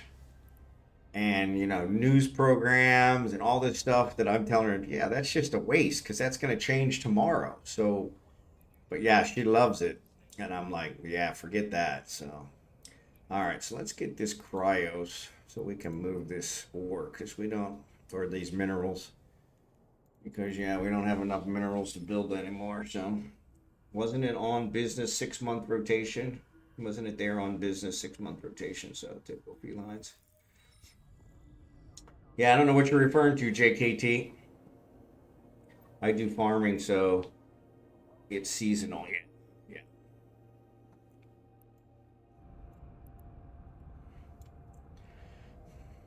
All right, so let's go to a mat. That's where the mineral. Let's move these minerals. So I bet if you got her a Nintendo Switch with Animal Crosshair, she would fall in love with it. Animal Crossing. So it's weird. She has a game on her phone, that she plays, but it's not what I would call a game. It's a coloring thing. She colors in these pictures. She selects the color, and it's like a paint by number, you know. And then so she selects the color that it's supposed to be, and then she kind of colors it, and then she does the next one until she completes the picture, and then she's super happy about completing the picture. And I'm kind of like, that's not a game. And she's like, oh, I love it. And I'm like, okay, have fun with it. So yeah, she sits there and watches TV and does that all day. So that's the apparent gateway game for non-gamers. But yeah, I'll have to try Animal Crossing. I haven't seen that one. I'll give it a try. I can put it on her phone. So, or maybe if it's a Nintendo one, but I can always check that out. Let's dock here and pick up these minerals and then move them to the POS. Oh. Yeah, or if you showed her The Sims, I bet she'd love that too. She can go viral shopping and make her own little soap opera with her Sims life. You know, I thought about that, and I'm not sure if she would like that or not, but it might be one to try. So, because I can't stand The Sims. I'm like, it's a. It was funny because I got one of the first times I left Eve was because it actually was getting to be like work. And I said, you know, we're in here every day. We're mining in order to keep our space station fueled. I said, it's like I'm working a second job. I said, this is supposed to be fun. I don't want to do this. And so yeah, so that was one of the first times I quit. And so yeah, that's the way The Sims always got me. The Sims is kind of like, I can do this in real life. Why do I want to do it on a computer? So yeah, Eve is a heavy game. It's a real heavy game. So. I once got my dad, who's a major computer illiterate, to play Portal, and he had a blast. Yeah, see, Portal, I loved Portal. Portal was kind of a puzzle game. You had to kind of figure it out, and I really liked that one. So yeah, that was a good one. Isn't Eve just a sci-fi space Sims? Yeah, you're probably right. You're probably right. I can definitely see where that would be a consideration. So yeah, you're probably right. But yeah, because it is kind of like a job, you know. Right now we're cramming to get the event done, so you know. Yeah, the walking in stations that would have been more like Sims. Yeah, you're right. This one you never actually see your person except on this character screen, right? That's the only time you actually see your person. And my guy always shows up like he's got glowing eyes. So actually, it looks like they fixed the whole glowing eye thing. So. He had glowing eyes before. I don't know what it was, but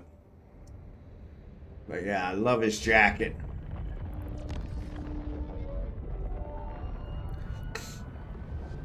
Daughter's number 3 is an architect because of Sims. There you go. There you go. There you go. There you go. Unless you're one of those sweaty role players like Safety or Wingspan or Wormhole PD. Yeah, there you go. Yeah. Docking request accepted. Yeah, that's a whole different type of gamer too, so.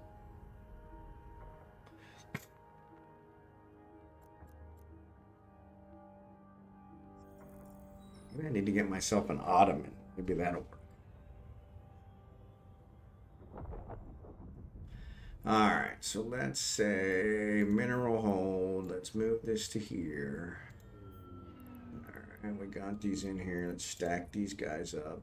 Alright, and then let's do building, industry, and jobs. And we don't have any, so let's do blueprints. Let's do this guy just so we complete these off. And let's do this guy. We got these guys sitting and waiting. All right, cool. All righty, so we moved that.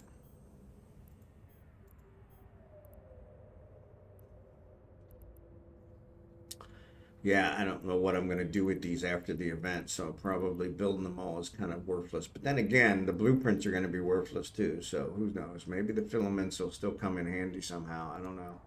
I think one of you was saying that the event's really kind of a staggered thing where it's in sections. So this is just the first section. So hopefully that'll work out. Because yeah, they got us building a whole bunch of crap that if it doesn't get used for something, it's going to be kind of shitty. So, but we'll see. You know, it's not like we don't do that on a regular basis anyway.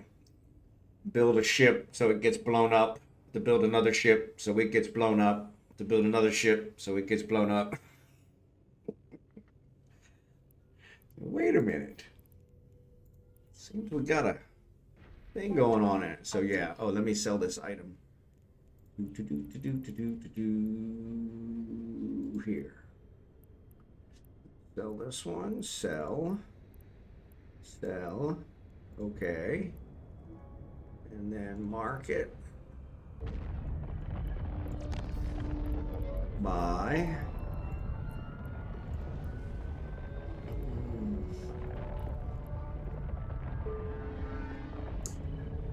Alright, I think that's gonna put me around to the next one. So 2 reckoning items manufactured. Okay. Industry. Jobs. 1 minute. 1 minute. 1 minute. No, no, no. Blow up ships, please. Yeah, yeah, exactly. I spent too much time making them. Yeah, that's kind of where mine is. So that's honestly, that's one of the reasons I got into building was because I lost too many ships and I didn't want to buy them off the market. So I was like, you know what? If I build them, I can save a lot of money. Drive active. So there's the initial setup cost, but after like the second or third loss, I'm in the green. So, or in the black, I guess. Yeah, in the black. And so that's why I started building. And then, sorry, somebody in America is really wanting to get a hold of me. But and then I found out that I could build them and sell them because a lot of other people are getting blown up all the time. So it's like, okay, so this is a win-win-win. So yeah, so I've made a good living building ships and selling them. But I only build the ones that I fly regularly, and so or that sell a lot. So yeah, so. Docking permission requested. Docking permission requested. Docking permission requested. We in the event. Come on. Docking request accepted. So yes, we're at 9:20. Yeah, we should definitely finish today. We'll at least get to Praxis today. I don't know that I even want to bother with the last one, but all right. So let's do. So that's going to be done in a minute. So then let's go ahead and board this guy.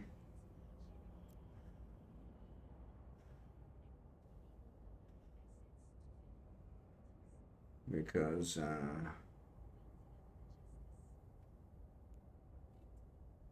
we're going to be able to mine here in a minute. Industry. Deliver. Look at that. Boom, boom.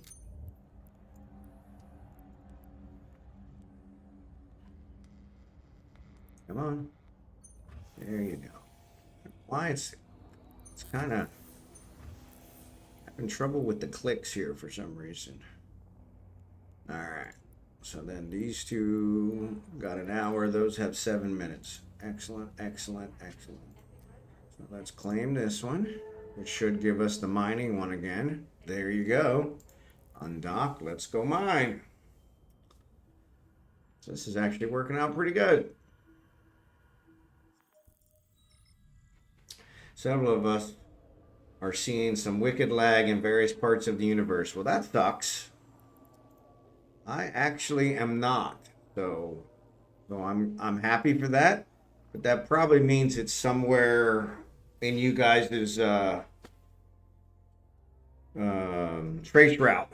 So, which would I'm actually definitely in a different trace route. So, hey baby, what are you doing?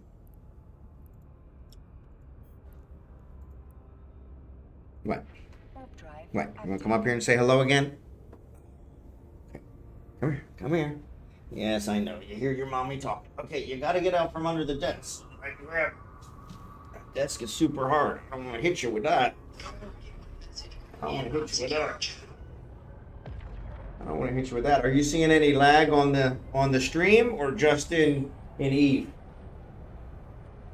Mwah.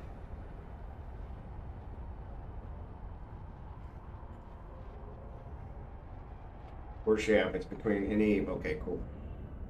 Yeah, so that's weird. Yeah, because I'm not having any lag in Eve. I'm actually doing, it's kind of strange. Today is doing really well. So stream has been solid so far. Excellent. That's what I want to hear.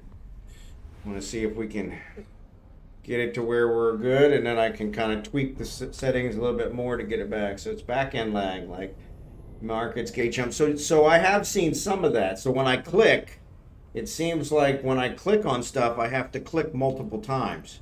It doesn't seem like it's accepting my click all the time. And I thought it was just me, but... Warp drive active. What? You want to say hi? Yes, I love you too. Yes, I do. I love you too. You're my baby girl. You're my princess. Yes, you are my princess. Yes, you are. But you got stinky breath. You got stinky breath. Yeah, you got stinky breath. So I need to probably get you something so you can sit up here higher. So yeah, so you can be on the camera. Back killers, what's up? I've seen a few streamers complaining about rubber banding. My guess is there's a server cluster issue somewhere that's lagging people in those areas out. Okay, that makes sense. Thanks for being here. Appreciate it, back killers. So yeah, that makes sense. But rubber banding does take up a lot of resources, and so if they do have a server cluster thing going on, that would be where you would see it first.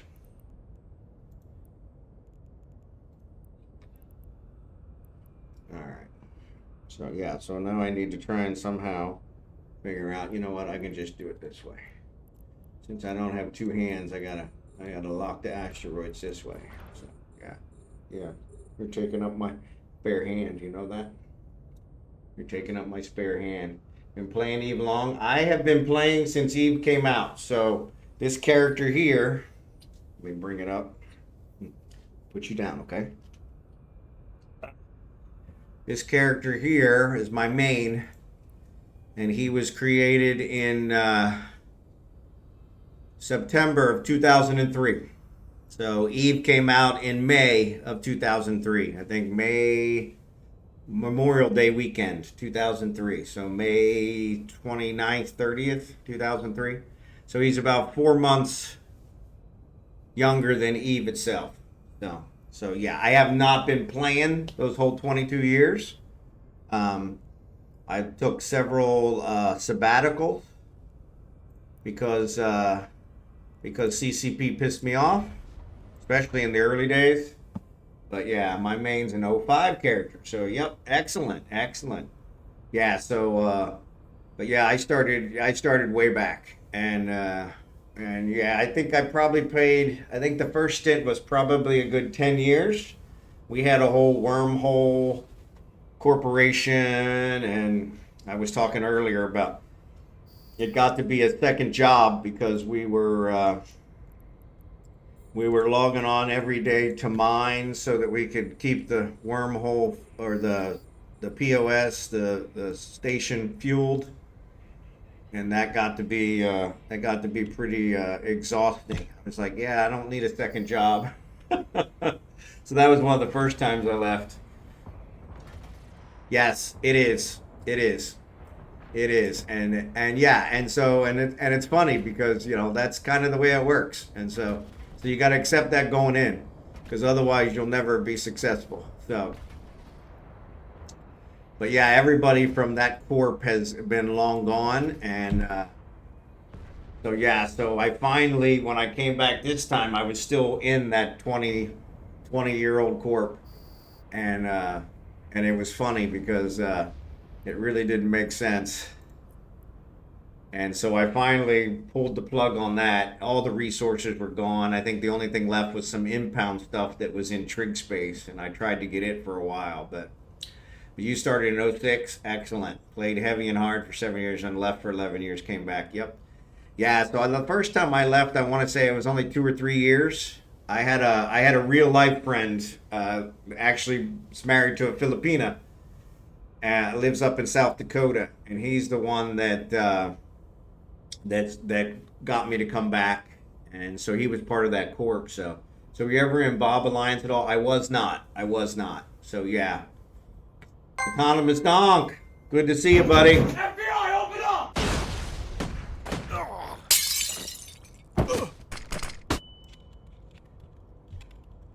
Good to see you, buddy. Thanks for the raid. Thanks for the raid. But yeah, I was not ever part of the Bob Alliance. We weren't in actually, that's not true. We were in a couple alliances, but yeah, that wasn't one of them. And so, but love the rain animation. She had the raid. Yeah, that's one of my favorites. I actually paid for that one. So yeah, no problem, Autonomous. Thanks for the raid. I appreciate it. You have a good day. But yeah, welcome Raiders. Appreciate you guys.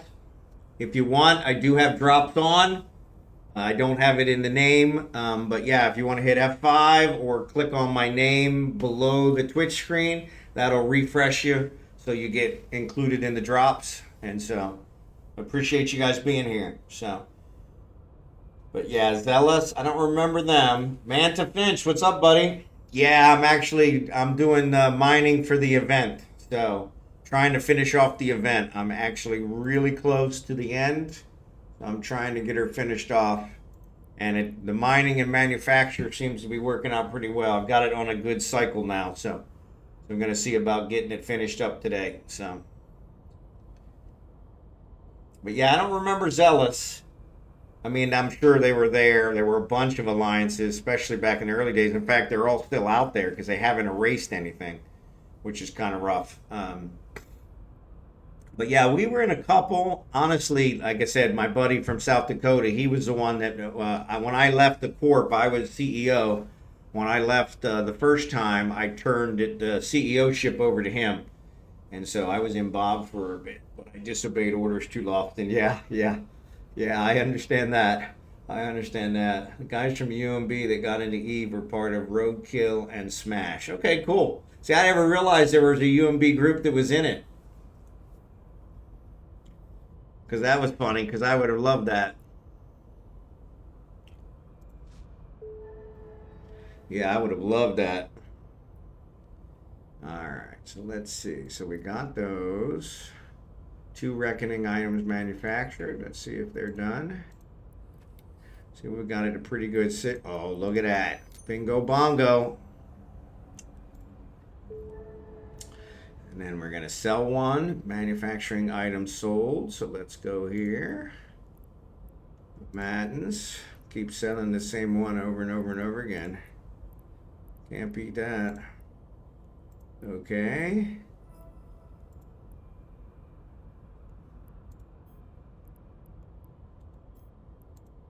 Okay. Bingo bongo. Got it. And we'll manufacture 2 more. 2 reckoning items manufactured. So then we go here. Throw in 2 of these guys. So 11 minutes. All right. So we'll mine for 11 minutes until they're done. So. Yeah, see, that would have been pretty cool. I would have loved to have been part of that.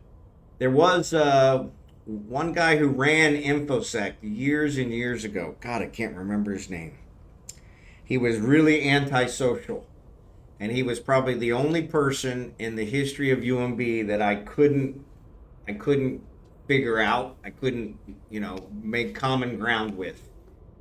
And I found out he played Eve. And I thought, okay, I finally figured it out. Now I got an in. And I mentioned to him, Henderson and I got along real well. That was prior to him. And Henderson and I got along real well. In fact, I was really upset to hear about his passing. So, but no, him and I got along really well. In fact, he made me some of his blueberry man, his blueberry wine, oh, that stuff was delicious. But anyway, but yeah, no, he was prior to that. I can't remember the guy's name. It'll come to me. But yeah, he was just very antisocial, really, you know, and I was always able to find common ground with everybody, you know, sooner or later, you know. And so I found out he played Eve, and I said something to him about it. And I said, hey, I hear you play Eve. And his answer was like, yep. And I was like, okay. And he's like, I said, I play Eve too. And he's like, okay. And it was still like, yep. No matter what, I'm still not going to be your friend. You know, I'm not going to, no common ground. And so, but yeah, he wasn't there very long. I want to say 1 or 2 years that he ran InfoSec. No, I remember Patrick. Patrick was good. Yeah, I can't remember if it was before Patrick or after Patrick. But yeah, it was weird because I thought once I figured that out, it was kind of like, oh man, this is it. You know, we played the same game. And so, Eve players are special people, and I mean that in the nicest way possible. Yeah, Patrick and I ran in Indie Corp together. Cool. Yeah, it was kind of weird because I was just like, I said, man, I can't believe I haven't been able to get some common ground. Enoch played with us. Yeah, I remember Enoch. He was good. So I got him here. Let's take this stuff out. All right. This way we can salvage these guys up. So, but yeah, I remember Enoch. I can't remember. For the life of me, I cannot remember. But yeah, it was weird because I just could not, no matter what I did.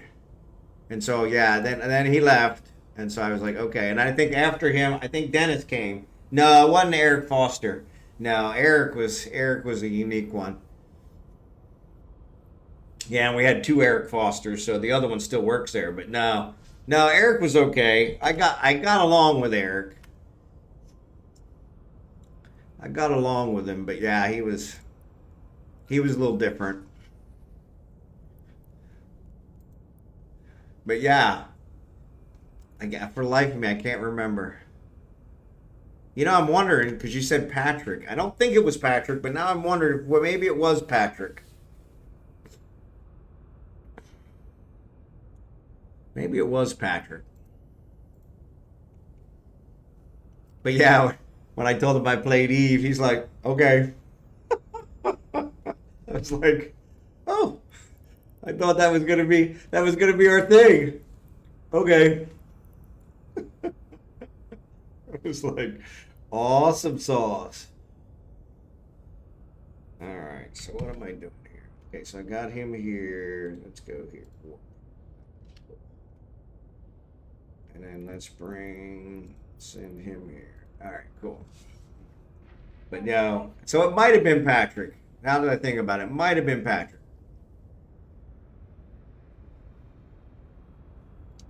But yeah. But yeah, it was funny because I was just kind of like, because I thought, yeah, I got a leg in now. I finally got a leg in. It was like he wasn't impressed. I was like, okie dokie. So what event is this? So this event is the Reckoning event. So Drifter's Reckoning.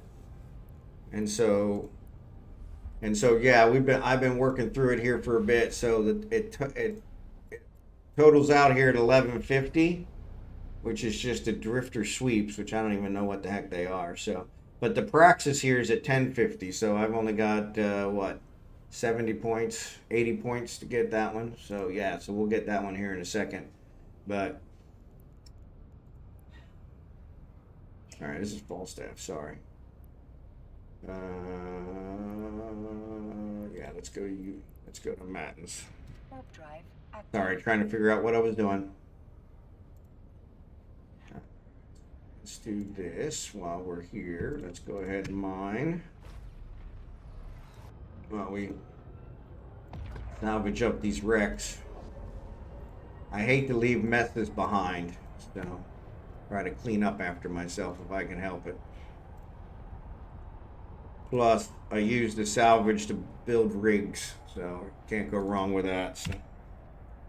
But totally reminds me. So what of it? Totally reminds me of a guy I was acquaintances with long ago, a Linux network admin, not easy to get along with, but we had gaming in common. So that's yeah, that was kind of my thought. Is he really wasn't the social type, and so I thought okay, and so yeah, and then I found out we had gaming in common. We played the same game, and I thought okay, I'm in, and he wasn't impressed. So it's like. You're like, yeah, I kind of like, yeah, everybody plays Eve, you dumbass. So it was pretty funny, but yeah, because I always try to form common ground with people. I don't want you to just do what I need you to do, or answer my questions or help me out just because because I'm a fantastic guy because I know better, right? But if we can find some common ground, by all means, let's work together. And so most people it was work related. Hey, we both got skin in the game. Let's get this done. Other people it was personal. On the bowling league with them or on the pool league with them or whatever. And so it was stuff, all that kind of stuff. But yeah, with him, he was like the only one in my 25 years with the bank that I was not able to form any common ground with. And then when I found what I thought, yeah, this is it, he was not impressed. so so it's like pretty funny because I was like, well, damn it, I thought I had a shoe in. Like, nope. Warp drive So you are active. mostly an industrial player right now. Are you in a big alliance? I am not. So I actually have. So when I closed down my corp from 20 years ago, I actually switched over and created a corp for my stream. Zero Tax Corp. So I was in another corp. I joined one of my stream viewers in another corp, which ironically, right after they had me join them in that corp, they left. But they were 30% tax corp. And I was like, screw this. They were taking taxes on everything. Sorry, ads. So yeah, I'll wait till ads are over. Docking permission requested. Docking request accepted. But yeah, the kind of never a dull moment. So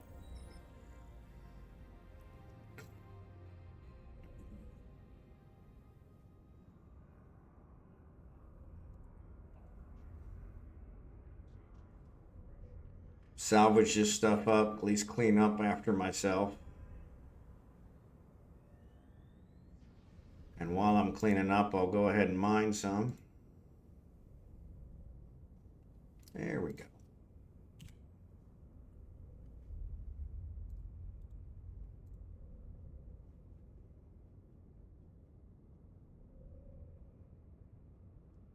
As long as I don't drift too far from these rocks.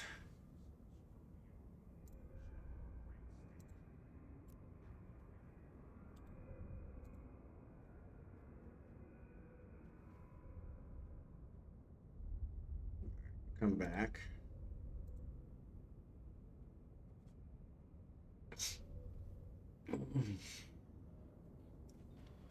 So yeah, sorry about the ads.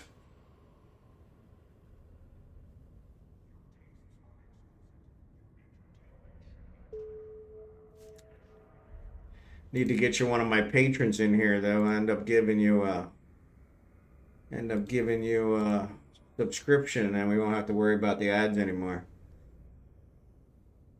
I have a couple guardian saints that come in and seem to give everybody subscriptions from time to time, so which really works out. All right, let's get back close to this guy before we drift. Yeah, we're at 15 now. Come on.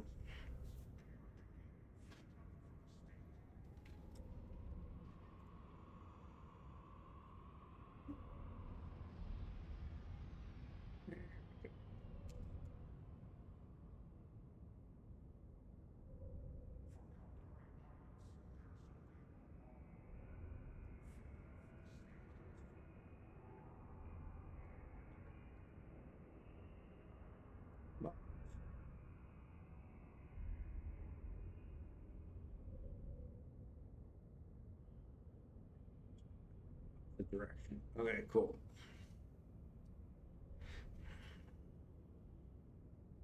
All right, so welcome back from the ad. Sorry about that. So yeah, I had actually joined a corp that one of my viewers. So I had a 20-year-old corp that I was kind of clinging to.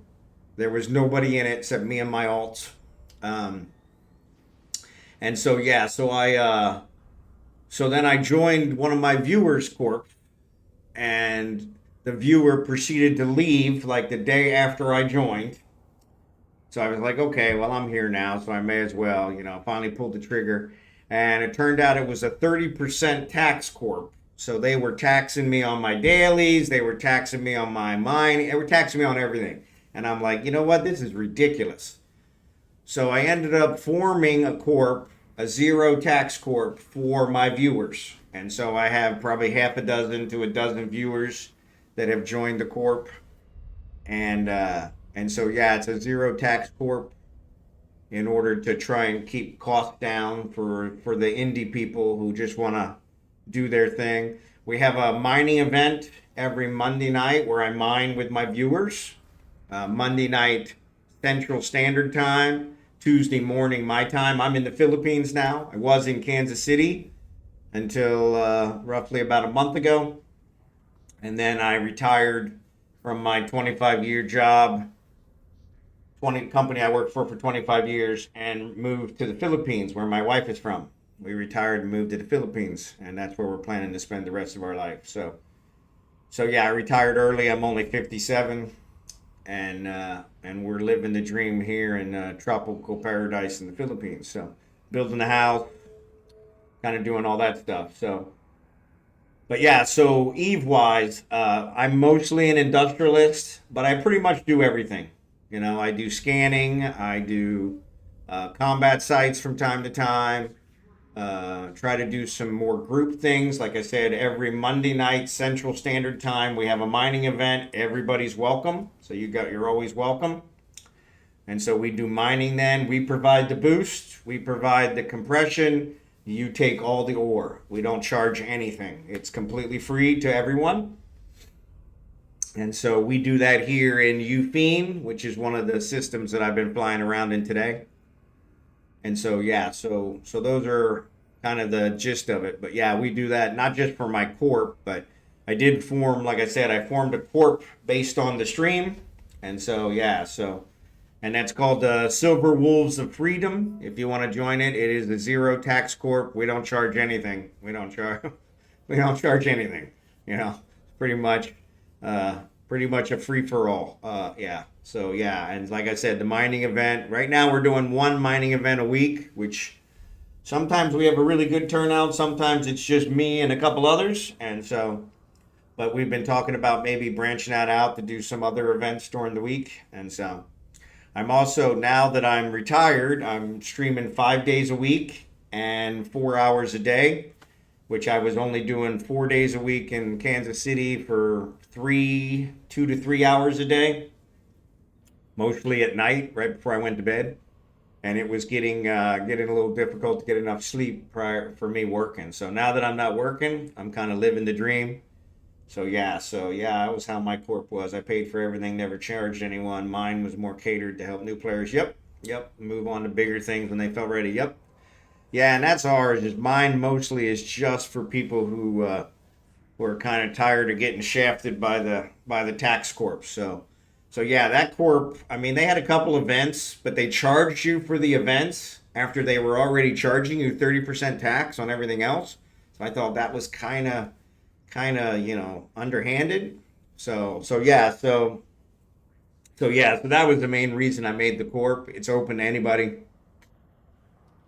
and so yeah, from that perspective, we do have some ships that we loan for the mining events. So no problem there. If you don't have a mining ship here, I use a jump clone. Ufine is where we're based out of, but that is not my home system. So our corpse need is 5%. They don't anymore. Yeah, exactly.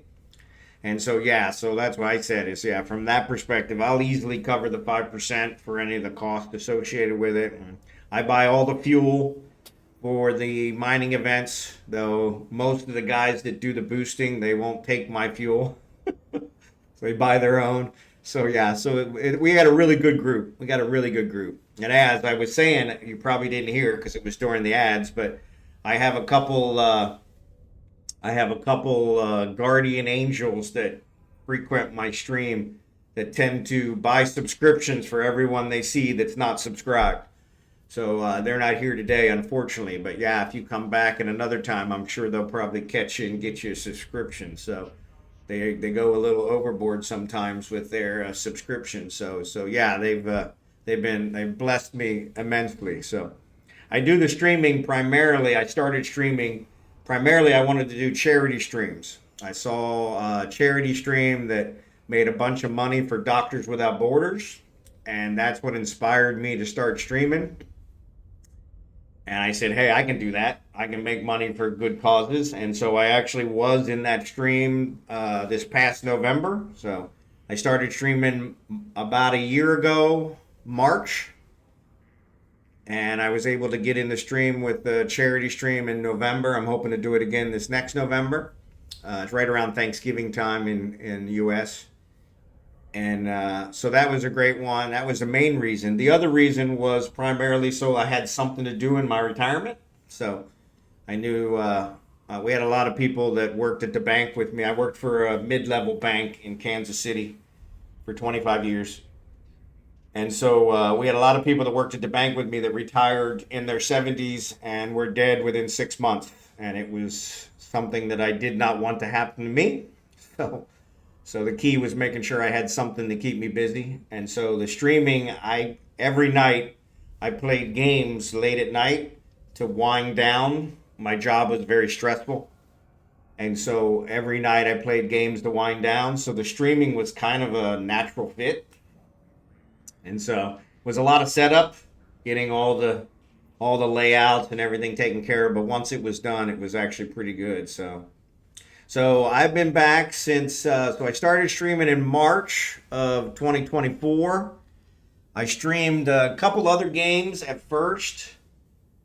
And then I want to say about June, Twitch suggested that I stream EveOnline because it would get me more viewers.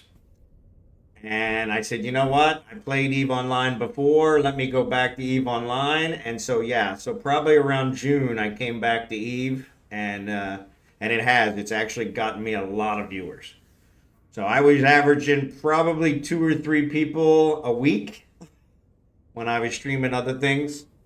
And so since I've come to Eve, it's really made a huge difference. So I probably average 25 to 50 a day.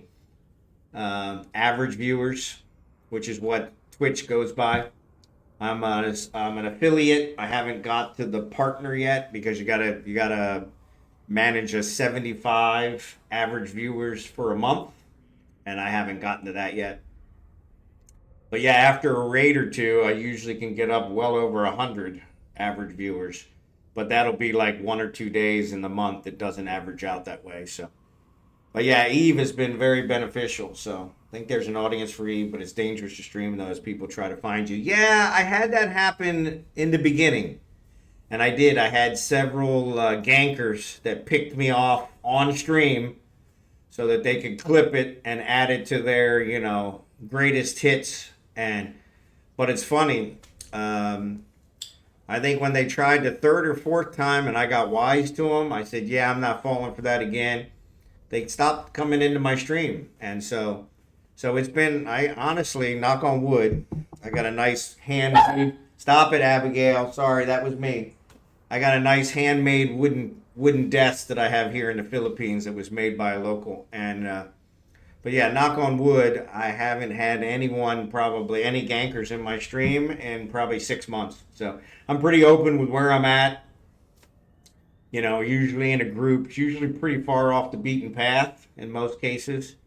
My home system is in Venlin, which is 7 jumps from Jeddah. And so when I'm there, I'm a little more careful because that's where most of the gankers kind of hang out, is in the Citadel region. But yeah, I spend an awful lot of time here in Eugene, and of course I've got the wrong screen up. I'm sitting here mining with Craig and you guys aren't even watching. But yeah, so I only travel with officer modules, so I have a bullseye on my ass every time. I'm like, yep, yep. Yeah, that's the other one, is I can fly, I think, almost every ship in the game because I've been around so long. But I don't fly a whole lot of the really expensive ones because I'm scared to death to lose them. So I think I have an Orca, I have a Tengu. Um, my Orca I've probably flown 3 or 4 times, mostly just for moving ships. Even when we do our mining event, I use a porpoise because it's a lot easier to replace. I build porpoises, so. But my Tengu, I never fly because I am too afraid of losing it and having to replace it. I don't think I can afford to replace it, so because it is super expensive ship. So, but yeah, I can fly every ship for every faction up to capital class. Yep, can't fly a lot of capitals. Yeah, I think I'm probably in the same boat. And so, though every once in a while I find one of the new ships that I don't have the skill for, and I have to pay the 80 million to get the skill, and then I can fly it. So yeah, so. But yeah, it's been interesting because the streaming, Eve. I always enjoyed Eve, and I always came back to Eve. Graphic wise, it's hands down probably the best space game. No Man's Sky is good, but it's cartoonish. Some of the others, Elite Dangerous is good, but it has its own issues. I was too scared that if I reached Titan, I would never be able to fly anything else. I basically stopped. Yeah, yeah, I understand that. But yeah, the it's actually been really good because I've really enjoyed it since I've come back, and mostly it's because of the community. The streaming has brought out a really good community. And so yeah, and we've kind of stuck together. We had a little fiasco with some other miners. So we were originally stationed one system over in a Matins, and we were doing our mining event there. And we had another mining group that came in and started mining out all the belts. And so then when we had our mining event, there were no belts left. And so I kind of asked them, "Hey, can you guys not do that? I'm a streamer. I'm doing a mining event." It caused a big brouhaha, and yeah, a whole big fiasco. And so yeah, they actually hired some bounty hunters to try and track me down and do stuff and find out all my alts, and voila. And so that actually caused us. We finally ended up making peace with them because we harassed them so much that they finally gave up. And so, but we ended up moving to Ufine because it actually had more belts and it was even less traveled than where we were in the Matins. So yeah, so it's been an interesting time, and the community has really stayed behind me the whole time. So, as someone who has owned and flown a Titan, you aren't missing much at all. They're just glorified jump gates. Yeah, you get abused to bridge people around, and that's about it. Yeah, and I always thought that was probably it, Manta. I think. And once you have it, then people are kind of always hounding you to, "Hey, what do you charge me to do this? What do you charge me to do that?" And you never get to do what you want to do. So, but yeah, it's been interesting. So, but yeah, community-wise, I think the community has really made a huge difference because I'm really loving the community here, especially since I've come back. And like I said, that's all because of the streaming. So. Because that's made a huge difference. So I had this filament going. Oh, there it is. All right, so let's do that one. Too far away. Yeah. He doesn't have the same skills as Falstaff, so this is one of my alts. And so, yeah, but back then jump gates weren't really a thing. Yeah, you're right. Titans, you could dock with anything. You were stuck. Yeah, you couldn't dock with anything. Yeah. And so, yeah, that was frustrating. Because that was the other reason I never flew any Titans, is because originally you couldn't fly them in high sec, and I'm pretty much a high sec guy. I'm not a PvPer. Pretty much the only time I PvP is when I'm defending myself, and I do it very poorly. I have a lot of streamer buddies that have offered to teach me PvP, and it's just not my thing. I don't enjoy the PvP. I enjoy more of the community and kind of the relaxed. As you can see, I've had enough excitement in my life to lose all the color in my hair very early. My hair started graying in my 30s, and now it's completely white. So yeah, I don't need that kind of excitement anymore. So So I just enjoy things from a more laid back perspective. So let's go here and join back up with Falstaff. Where did I put Falstaff? Is he okay? He's docked in the Matins. Okay, cool.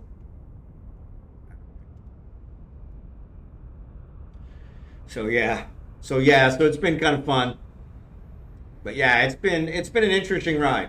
Like I said, I think I've enjoyed it more this time than I did in any of my previous times, but that's really because of the community. So I used to be an FC and I'm done with all that now. I basically traded 0-0 after height. Yep, yep. Yeah, I had a lot of people tell me that I should go to Null because you can make a lot more money in Null, and it's really not about the money for me. It's about the versatility, about the community. And so the Null, I'm always looking over my shoulder. I do wormholes every once in a while because I do get a kick out of the thrill from time to time. But I'm always so paranoid when I'm doing a wormhole that, you know, it's one of those where I don't really want that kind of stress. So I'm definitely more of a laid back guy. So yeah, and that's what everybody says when they come in the stream. They're like, "Wow, you're way more laid back than all the other Eve streamers." Or I get the other one. I got several times. "Man, you're old."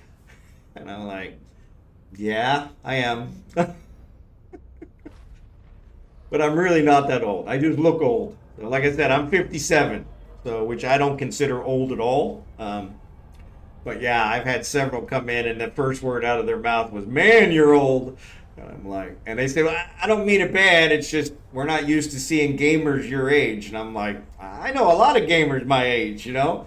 I said maybe they're not streaming, but I know a lot of gamers my age that they're probably not streaming. So, but I love the streaming. I love the community. It really has been fantastic. And so, and like I said, I got a fantastic group of guys that, like I said, I got a couple guardian saints that come in and pretty much subscribe everybody, and it's like, which has also made it so that I make some money, which is why the wife is in favor of it. Because yeah, we're living on a fixed income here in the Philippines, which is we've got more than enough to survive here forever, and build our house because we're building a house, and it's a lot cheaper here in the Philippines, but the extra income always helps, and so yeah, so like I said, I've got a really good group of viewers, and the community has been fantastic. So yeah, I love it. It was funny that I didn't stream before because it really seemed like it was a good fit. I had a coworker that I worked with for 20 years, and she let us know if you need any titanium for the house build. We have loads to spare. Appreciate it. Appreciate it. Yeah, yeah. It's all concrete here, so. It's all concrete here, so yeah. But that would work. If I could build a titanium one, that would be fantastic. But yeah, but I had a coworker that I worked with for 20 years, and she had always told me, she said, you'd make a perfect talk show host. So I was like, I never thought of that. But that's kind of what streaming is. You're kind of like a talk show host, but yeah. I only mine Veldspar. There you go. Yep, yeah, yeah, yeah. Let us know. Yeah. Ew, PI. Yeah, concrete's PI. Exactly. But yeah, it's been fun. But yeah, they build everything out of concrete here. So yeah, it's funny because it's a completely different philosophy. Let me trade this over to Falstaff. He definitely gets way better in the reprocess than Kragan does. So I just keep having him reprocess. It's easier for everybody. Easier for everybody if I have him do it. So yeah, so he's getting 69.6%. So he's got max skills. And yeah, I really probably need to find find a POS that does refining because I think I can get it up over about 75. So, yeah. Tonight with Falstaff, high sec drama. Exactly, exactly. Yeah, she always said, "Yeah, you'd make a great talk show host," and I was like, She said, you can talk about anything. And I can. I mean, I've had a very diverse set of life experiences, and I have no problem telling you all of them. You know, I have nothing to hide. I'm pretty open book. And if you can learn something from my some of my mistakes or some of my successes, by all means, that if I can pass that wisdom on, I think it's fantastic. Even if it's just a matter of you learning, yeah, I don't want to do that. At least it would be time well spent. So yeah, it's been like I said, it's been pretty good. Actually, I get a lot of people that come in and ask me, "Hey, tell us some more stories. You know, tell us some more. Who's the craziest person you ever met, or what was the craziest situation you were ever in?" And so yeah, it's been pretty fun. It's been a lot. Yeah, it's been a real ride. So, but yeah, it was funny. She retired. The young lady that told me that, she retired before me, and so I actually never got a chance to tell her that I had started streaming. So I'd started the talk show, circuit, and so yeah, that's one of those where it probably would have been better if I had been able to let her know that. So. But yeah, she always told me that was her thing. Yeah, you make a great talk show host. And I was like, really? I don't really see myself doing that. So here's a question. What was the most expensive mistake you ever did in eveonline? Oh, my Lord. I've had a lot of those. We were talking the other day about my Astero loft, which probably wasn't the most expensive, but yeah, when I first came back, I had an Astero, which I was super excited about. And and I undocked and I saw the auto Cynthian Lancers, and I thought I could take them out because I felt invincible in my Athero because it was like the first scanning ship that was capable of actually defending Excel, and they ripped through me like paper plate, and I was super pissed. In fact, it's been over a year, close to a year, and I did JKT, and that was hysterical. But yeah, I did. I just got a stero from a Narcos stream, and then JKT also blessed me with one because yeah, I refused to replace it because I was trying to punish myself for being so stupid and losing, one of my favorite ships on a stupid idiotic thing with invulnerable people. And so yeah, so the auto Cynthian Lancers pretty much can't be taken out with anything. I think you can get a group and take them out, but even then you got to be doing some serious DPS because they're invulnerability to just about everything. So yeah, so it's been funny because it was like, what a moron. But yeah, that probably wasn't my most expensive. But yeah, that was a hard hit one. Lesson learned. I mean, we've I as a when we had our wormhole corp, we lost our station several times, and those were really expensive ones. You know, but yeah, I don't know that they were mistakes. I think one time I left the shield off, but even then, I don't think we lost it that time, but we really could have. Most expensive hit to the pride, yeah, yeah. So that was probably the Stero. Because like I said, I still didn't replace it. I have the means to replace it, but I was looking at it. I was going to build one, and but it's actually cost almost as much to build it as it does to just buy it off the market, and you still got to buy the materials. So that was kind of stupid. So most expensive was out a 1.5 billion ish Raven. Yeah, oh yeah. And I went AFK for 5 minutes watching my wife's movie on her PC, who was sitting next to me. That was when Ravens were 80 million each. Yeah, exactly. Yeah. And I've had that happen several times. I was actually one of those. So, way, way back in the day, there was a thing called Stealth Miner that you could use to actually run your mining while you were at work.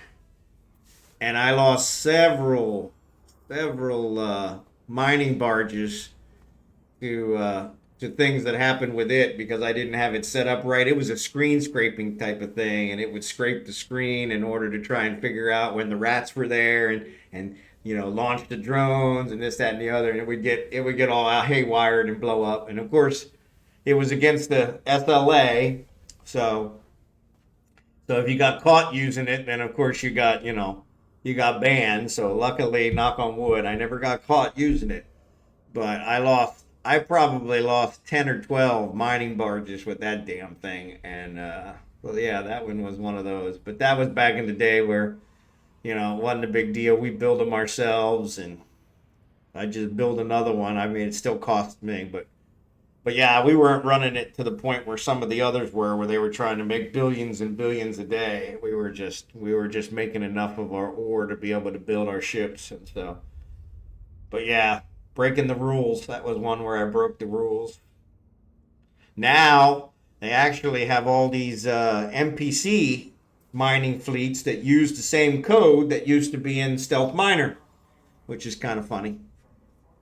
So yeah, they got those guys out there doing that. So until now, we finally caught you. Yeah, the whole Twitch thing was a setup. Breaking the rules. There you go. Yeah, that one was weird because there were several people that got banned for using it. And then mostly because they were using it and they were literally mining, 48 hours in a row. It was pretty obvious. But yeah, do not shoot those diamond mauler. Yeah, exactly.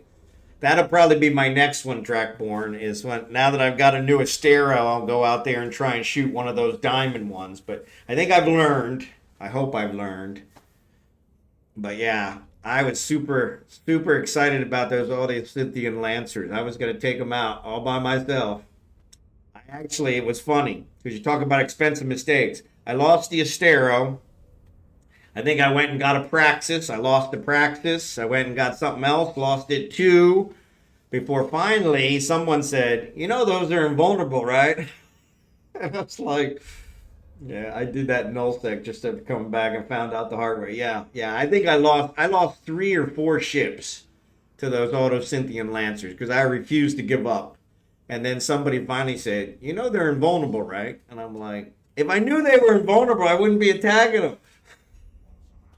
But yeah, I never did that before my 0-0 days. I would make every miner in the system use my ejected cargo can. So then when their terrorists went to steal it, when their thieves went to steal it, then I'd pop red and the stealth bomber. That's a good one. Clear out the entire system of pirates. Yeah, see, I remember the whole jet can mining, because those days, I think on stream, I jet can mined one night, and somebody was like, what are you doing?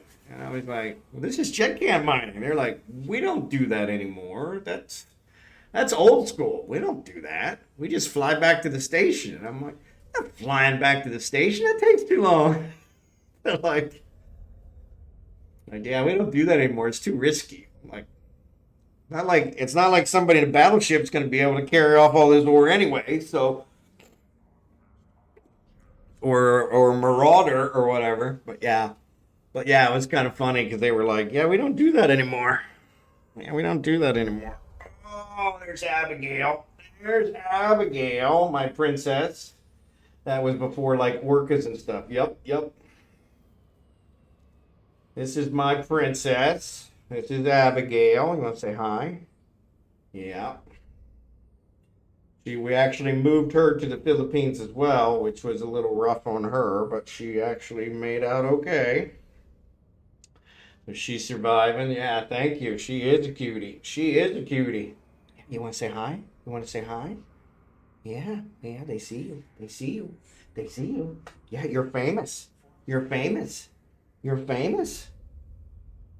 Her mom is downstairs talking to her sister, and so she brought her up here and put her with me. And so, Edie Mark V with a tractor beam. Yep, that's it. I remember back in the days when we would come out with our hauler, and Vac Killer, thanks for the follow. When we would come out with our hauler, and I would have a bookmark on my can, and my hauler would hit the can and shoot it to the other side of the system, crap like that. And so, thanks, Manta. So, yeah, she is a cutie. A few days ago, my favorite dog is back home for half a year holiday in Spain. Excellent, EIS. Glad to hear it. Yeah, we see you. When a pupper getting a stream themselves. Yeah, exactly. I got a couple guys that I watch on a regular basis play in the background. that actually have a camera dedicated to their dog. So they have a camera on them and then a camera dedicated to their dog. And I'm like, yeah, I don't think I want to do that. So I said, but yeah, it seems to work. I had a guy who has a camera dedicated to his fish. He's got a fish tank. The camera's focused on his fish tank. I thought, yeah, okay. I mean, I don't know. I don't get it, but I got a lot of followers. I got way more followers than me, so easier with cats. Yeah, they just lie still. Yeah, the dog, she's like I said, when I have her in my arms, I can't fly. So that always makes it a little more difficult. But who are we watching here? All right, so I got you back on Falstaff now. So let's see what's going on here. Let me see what we're gonna do here. So, all right, so let's see. He's got that trained. Yeah. Let me jump you back over here to Kragan. I'm gonna see about doing his industry since we're in the same system now. So we should be able to deliver this one, which should get his points. There we go. Claim that reward. And then emission amplifier manufactured, which we did. So let's go back to industry here and let's deliver that one. That should get that one going. All right. And then let's throw 2 more in here if we have the minerals for it. I hope we do.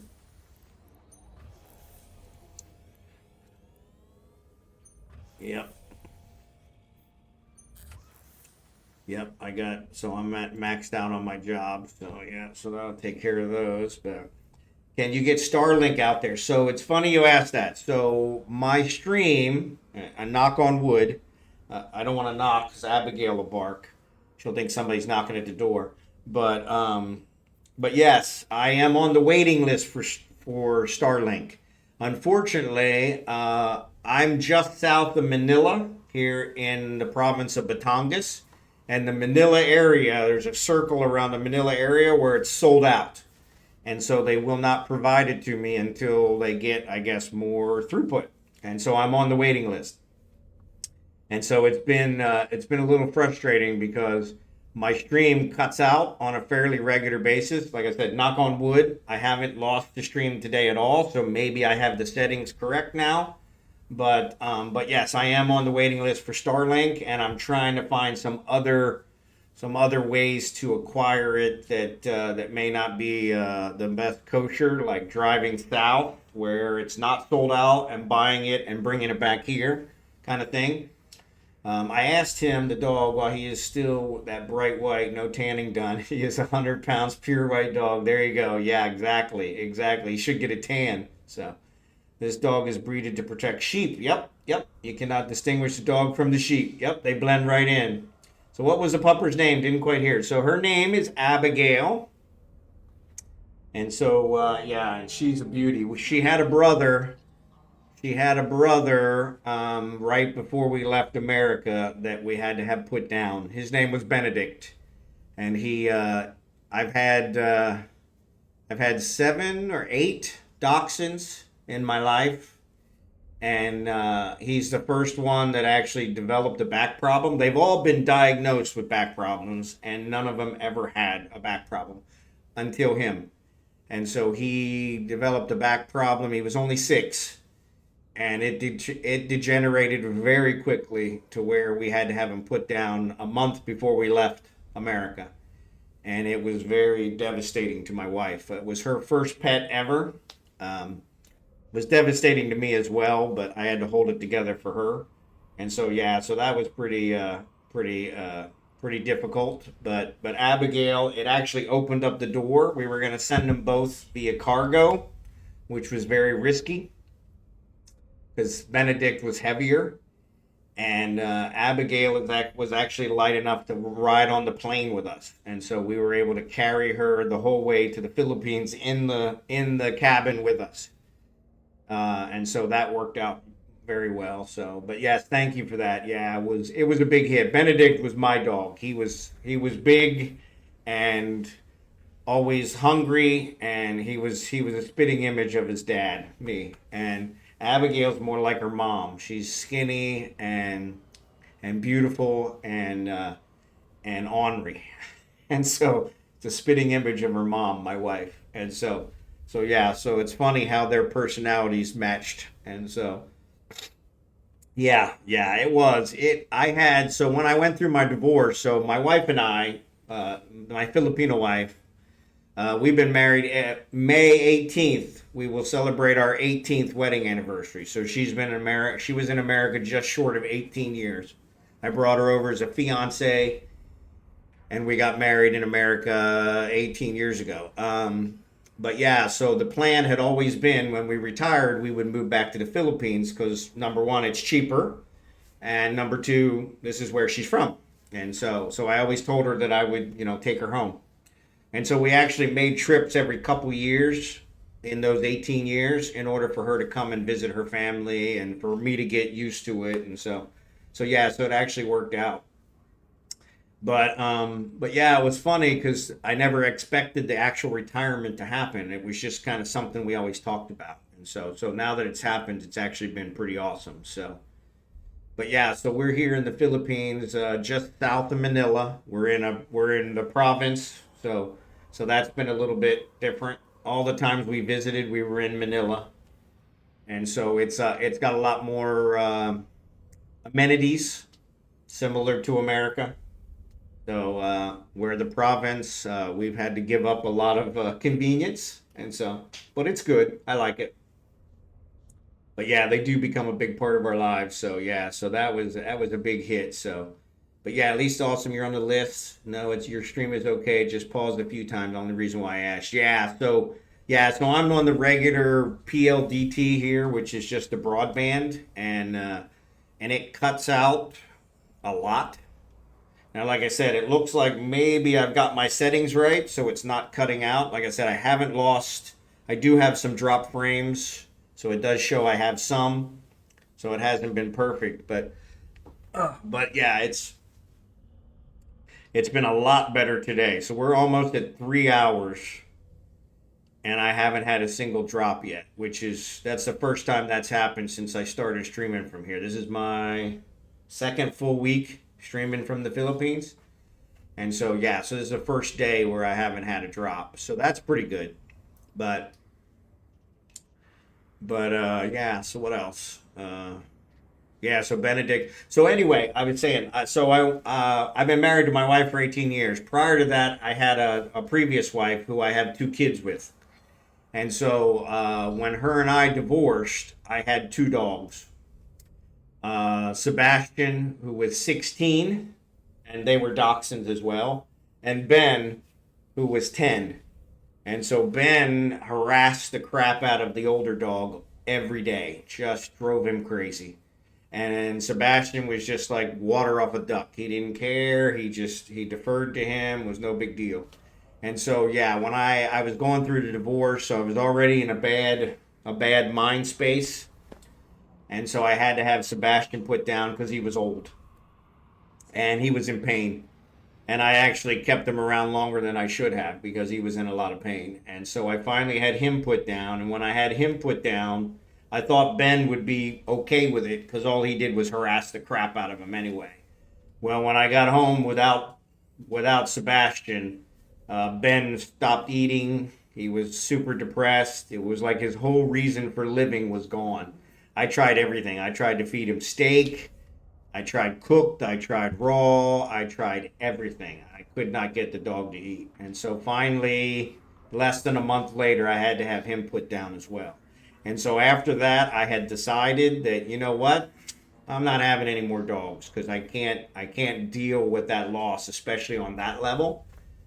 And so with my wife and I met this young lady, she's older than me, a couple of years older than me. But I met this young lady, and we got together, and for 13 years we did not have a dog because we were traveling to the Philippines a lot. And so her mom passed away about 6, 7 years ago, and so we stopped coming to visit when her mom passed away. And then we got a dog, and she suggested getting a dog. I'm of course a huge dog fan. I said, Are you sure? Do you really want to do that? Because it always ends the same way. And she's like, yeah, yeah. And so we ended up getting Benedict. He was the first one. And I saw Abigail when we got Benedict. And Abigail was the same breeder. We got Benedict from a breeder. And but she was one that the breeder actually bred. But she's so small, she didn't have big litters. So she wasn't profitable for the breeder. And so we got Abigail a couple years later when she put her up for adoption. You know, if you pay us enough, you can adopt her, right? Purchase.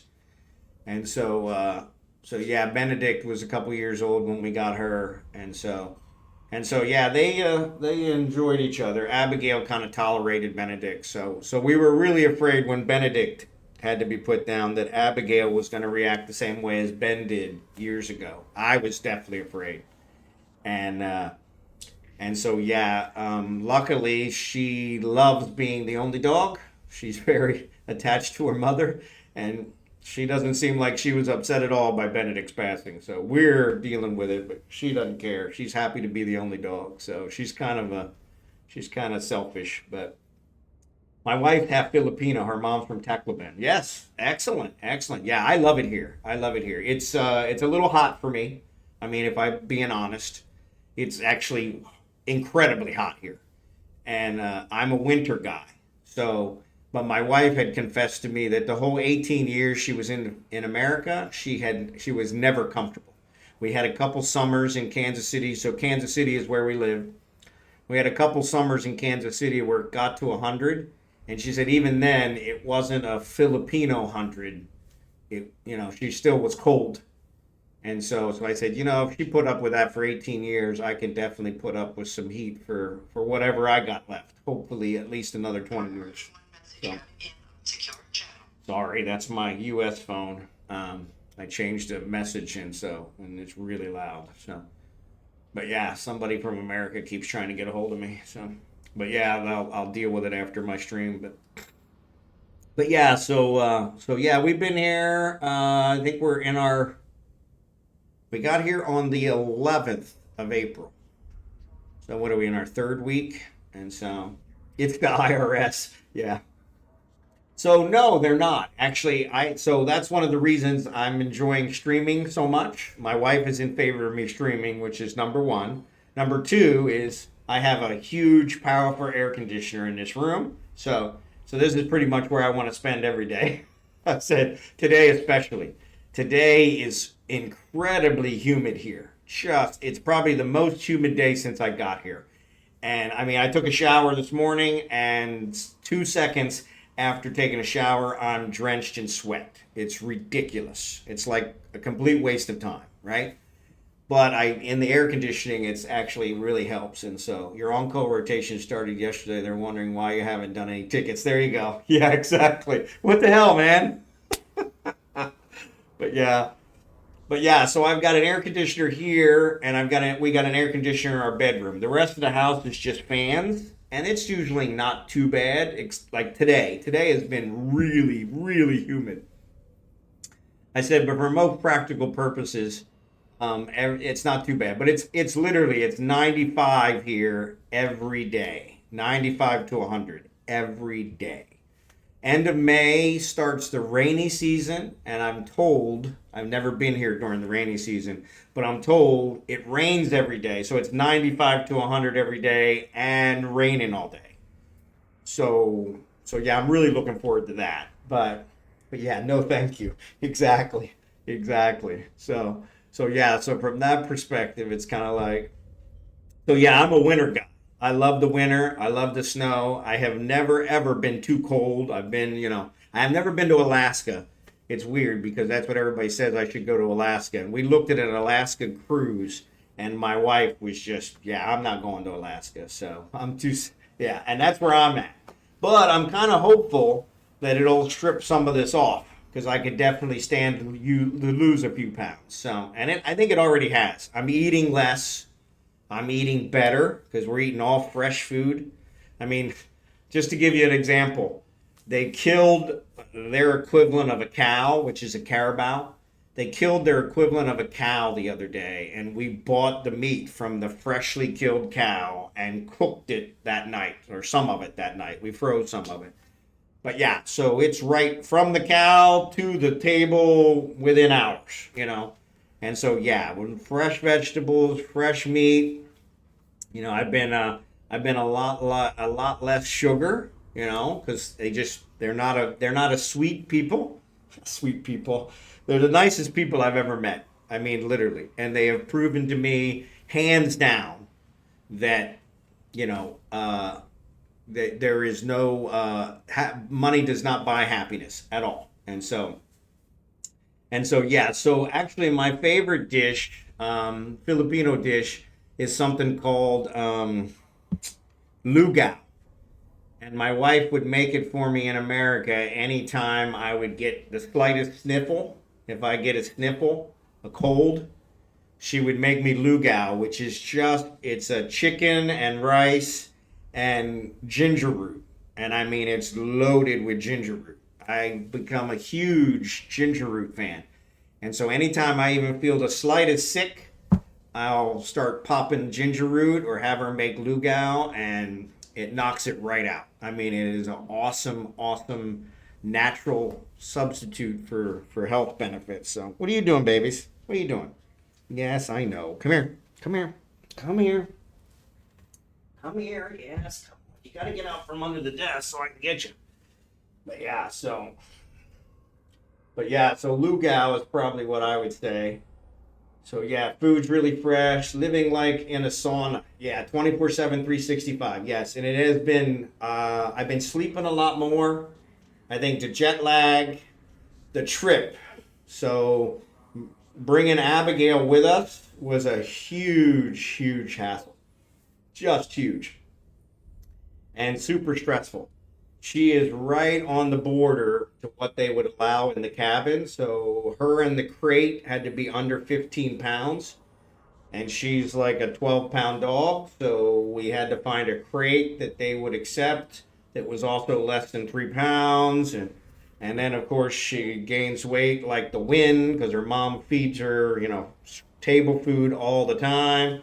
So we had her on a serious diet before we made the trip. Because if she didn't make the weight, we didn't get on the plane.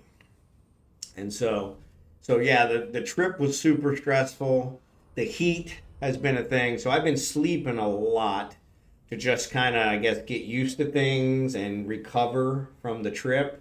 But yeah, living like it's a sauna, you're right. So you can't beat that, to be honest. Plus, it's not all ram full of preservatives. Yes. So one of the things I was really looking forward to was getting away. It's amazing because one of the things I learned in the last year is about all the things that we allow in America that are not allowed everywhere else, like red dye #5, you know? And so it's been kind of amazing because my wife, so I didn't eat like Fruit Loops. I gave up Fruit Loops, you know, which is one of my favorites because of the red dye #5. I said, you know, I don't want to be polluting myself anymore. So when we got here to the Philippines, my wife actually bought me some Filipino Fruit Loops, which taste like cardboard. Because, of course, they don't have any of the things that America puts in them that make them taste good. And so I don't like them at all. They're pretty horrible. And so it's been funny because it's like, yeah, the other places, they don't do any of that. Speaking of my young lady friend, how are you? You want to say hi? Hi. Yeah, that's my wife. This is Adele. So Hello, everybody say hi. So what did you bring? What is this? Banana Ooh, ice banana. cream shake. Banana Wow. ice cream shake. You want to take Abigail? Banana. Huh? Hello, everybody. Yeah, so How's everybody? that's a rare visit from my wife. Everybody says hello. Last time she came on stream, it crashed. Yeah, so this is where we're going to test if I really have the settings right or not to see if she crashes the stream. So yeah, the last time she came on, it did crash. Legomaniax, good to see you. dracborne. Thanks, guys. So yeah, so that's my wife. My better half by all means. And so she made me a banana shake.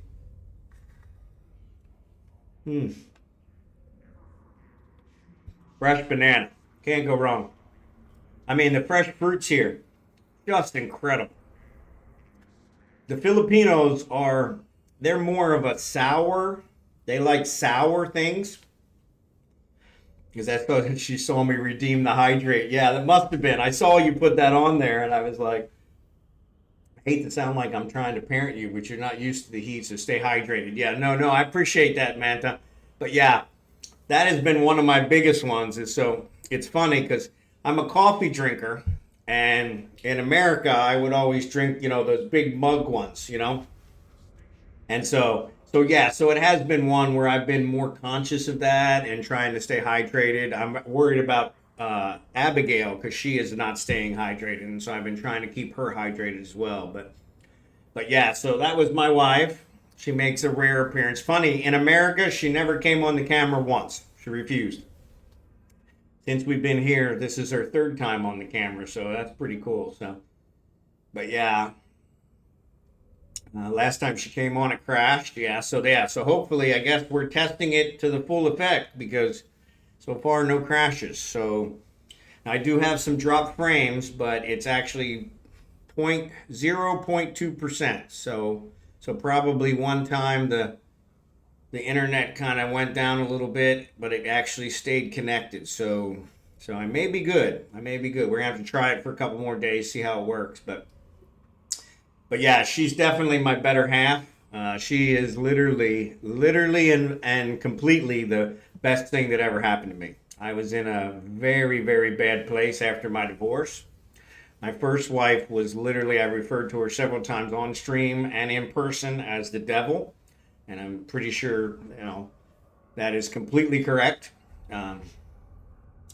But she was a horrible, horrible person, and still is a horrible, horrible person. She's actually ruining my son's life now, and that's a whole different story. We can get into another day. I've gone into it a couple times, but yeah, I remember I was married to her for 13 years. We got married because she got pregnant. Happens a lot. And right when my daughter was born, 4 months after we got married, I knew I had made a horrible mistake. And I was like, you know what? I went through a divorce as a kid. I'm not doing that to my kids. I'm going to stay with her till the kids are grown. And she, after 13 years, she demanded a divorce. And I was more than happy to give it to her. I tried everything to try and stay together for the kids, but I was more than happy to give it to her. And so I gave her the divorce. I was the only one that had a lawyer. I paid for everything. Pretty much gave her everything in a divorce just because I was getting out. And then I used this young lady. I met this young lady, and we've been married 18 years now. It'll be 18 years on May 18th. And it's so weird because I remember every day from my first marriage painfully. Because it was something that I was doing that I didn't want to punish my children. And so I was just struggling and pushing through it. With her, it honestly seems like we were married yesterday. It hasn't all been roses and buttercups, but because she is a very strong-willed woman and she doesn't put up with any crap. But it has been so much better than my first marriage that hands down, she is the greatest thing that ever happened to me. And I was in a really, really bad place after my divorce. I felt like a failure because of the divorce, let my kids down. Both my dogs had died. I was in a really dark place. And she amazingly brought me out of that and improved my life so drastically that we're able to retire at 57. And live here in this tropical paradise for the rest of our lives. So, I am. And thank you for that, Manta. I am. So yeah, asking about templates. Yeah, templates. I haven't used any of the PI templates, but I've heard they're pretty cool. So I wish my game would crash. Save me from setting up this PI nonsense. Yeah. I've heard the templates are really good, but I haven't used any of them. So.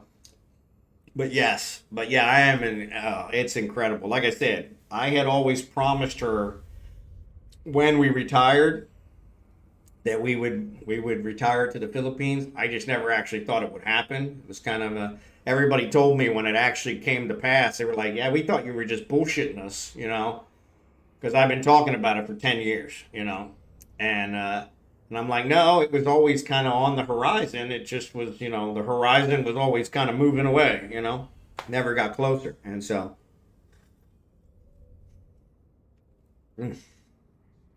I love banana and watermelon, and I can get them fresh here every day. It's kind of a win-win-win, you know? Can't go wrong. I mean, I could live on watermelon for the rest of my life, to be perfectly honest. And so, the only problem here is they don't have seedless watermelon. But you know what? I can deal with the seeds, you know? I got kind of used to in America the seedless watermelons, so now dealing with the seeds is kind of a little bit different. But it's funny because the Filipinos, they just eat the seeds. They don't care. Chew them right up, swallow them, no big deal. And so her siblings have asked me, so why is he spitting out the seeds? It's like, yeah, the Americans are kind of touchy. They don't eat seeds. I was always told as a kid, if you eat the seed, it'll grow up, it'll grow in your belly, and then you'll, you know, have a big old watermelon in your belly. That's the other thing. Here, nothing grows as big as it does in America. So the tomatoes are like what I would call cherry tomatoes. Their tomatoes are all like cherry tomatoes. They don't have any beef eater tomatoes. They don't grow that way here. Same thing with the watermelon. Watermelon is probably about that big. But then on the other hand, they have limes because they're a sour people. They love sour. They have limes that are like the size of oranges. And so, but yeah, parents always tell kids these horror stories. Yep, swallow seeds, you grow a tree. Yeah, same thing with fish, with the fish bones. Here in the Philippines, they eat everything. So sorry, the ads are on. I'll wait till the ads are over. But yeah, they eat everything here.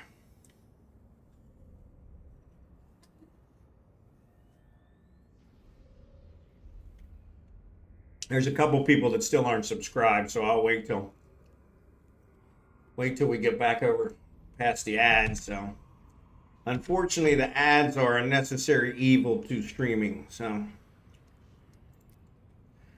which is always frustrating. All right, so we're back to the mining one. What am I in here? What ship am I in? Oh, I'm in the mining ship. All right, so let's go. Let's mine. Yeah, that seed thing is definitely real. People have had roots start to grow in their lungs. Really? Yeah, see, I was like Manta. I just assumed my parents told me that because, you know, it was like, you know, to scare the crap out of them so they don't do anything stupid, right? But Warp drive active. like the fish bones, you know, here. So the first time my wife came to America, when they eat a fish, they eat the whole fish. Eyeballs, tail, bones, skin, scales, everything. And I was just like, yeah, I was always told not to eat fish bones because they get caught in my throat, you know? And she's like, I've been eating fish bones since I was 3. And I said, you know, you digest it just like you digest everything else. And I'm like, okay, you know, I'm not going to eat fish bones. I'm not going to do it. I said, I still fillet my fish. So, yeah, so she'll fillet the fish for me and cook them up, and then she'll eat the bones. Which I said, I don't want you to do that. I want you to have some of the fish. She's like, I like the bones. So, the worst one was my mom told me if I play with my belly button, it'll come undone and my insides will come out. I never heard that one. I believed it. When my kid was born, the nurse was giving me usual advice about stuff and tried to sound clever, saying, oh yeah, and watch if the belly button doesn't come undone because I thought it was true. That's awesome. That's awesome. I had no idea what the belly button was until my daughter was born. And I saw the umbilical cord. And I'm like, oh, now it makes sense. And the nurse was like, well, yeah, you didn't know that? And I'm like, how the hell would I know that? I mean, she's like, well, you know, they have health classes, you know, you don't know that? I'm like, yeah, no, I didn't know that. But yeah, you know, stupid Americans, we can barely find where we're located on a map, let alone any other country, right? And geography was one of my worst, but yeah, health was another one. But the belly button was kind of one of those. It's like, it's there. I don't need to know what it was. Kind of like my vaccine scar. I have a vaccine scar, like everybody from my generation does, and it's a vaccine scar. Some people's are more prominent, some people's are less. It's a vaccine scar. That's from the 19 vaccines you got in third grade. So, but yeah, it was one of those you didn't ask questions about it, just the way it was. And so yeah, when my daughter was born, I saw the umbilical cord connected to her belly button. And I was like, oh, now it makes sense. And the nurse was just really like, really? I was like, yeah, I had no idea. I'm an idiot. Just leave it at that, all right? Stupid American. So yeah, so welcome back from the ads. Sorry about that. But yeah, like I was saying, here in the Philippines, when they eat a fish, they eat the whole fish. Eyes, tail, bones, skin, scales, everything. And my wife did that in America, and I was dumbfounded. Because, yeah, I had always been told, my dad had always told me, I love fish. We'd go fishing all the time, and we would catch it right out of the pond, fillet it up, cook it on the fire. I mean, that was some of the best time. But he's like, yeah, if you come across a fish bone, don't eat it. It'll get caught in your throat, And she told me without missing a beat, she's like, I've been eating fish bones since I was 3 years old. She said, ain't gonna get caught in your throat. I'm like, okay, I'm still not eating fish bones. But yeah. And I don't. But it's funny, I have swallowed several seeds. So, several watermelon seeds here lately, because I can't get watermelon without the seeds. So, but I've been eating a lot of watermelon. A lot of bananas. So.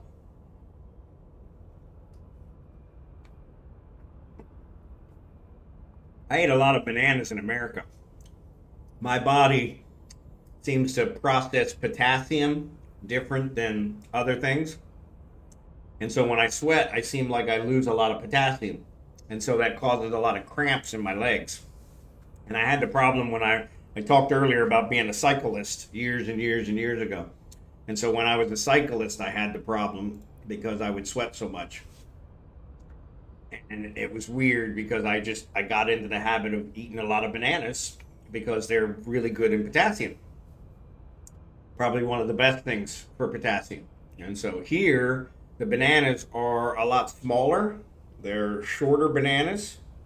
I think they call them plantains or something, plantains. And so I have to eat more of them because they're smaller. But honestly, I think they probably are packed more with potassium because honestly, I have had, even though I'm sweating a lot more here, I've had less cramping than I normally had in America because I'm pretty much eating bananas every day. And so I wasn't eating them every day in America.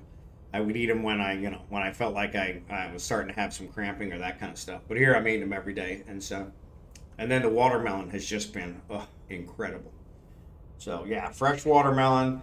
I'm not a huge mango fan. The way it works at my house, so I'm a sugar guy. Okay, probably you can tell from the girth. So I'm a sugar guy. A lot of processed sugars in America. So we refer to ourselves as sweet and sour. I'm sweet and she's sour because she likes everything sour. She's not a sugar person. She doesn't like sugar. Doesn't use sugar. Not a candy person. So it's funny because they like to get the mangoes when they're green, when they're really sour. And I don't like them, of course, when they're green. But then when they get ripe and they turn orange, they get sweet. And so if she doesn't eat them all before they turn orange and get ripe, then I eat them because I enjoy them once they're sweet. And so, did you have to learn to speak Filipino before you moved, or is it English pretty much well learned over there? So English is something they learn here in high school. They're not comfortable speaking it, especially with an American. So it's a common thing here where if they say they know English words and they can understand English words if I talk slow, but if I talk too fast, we were talking about this yesterday.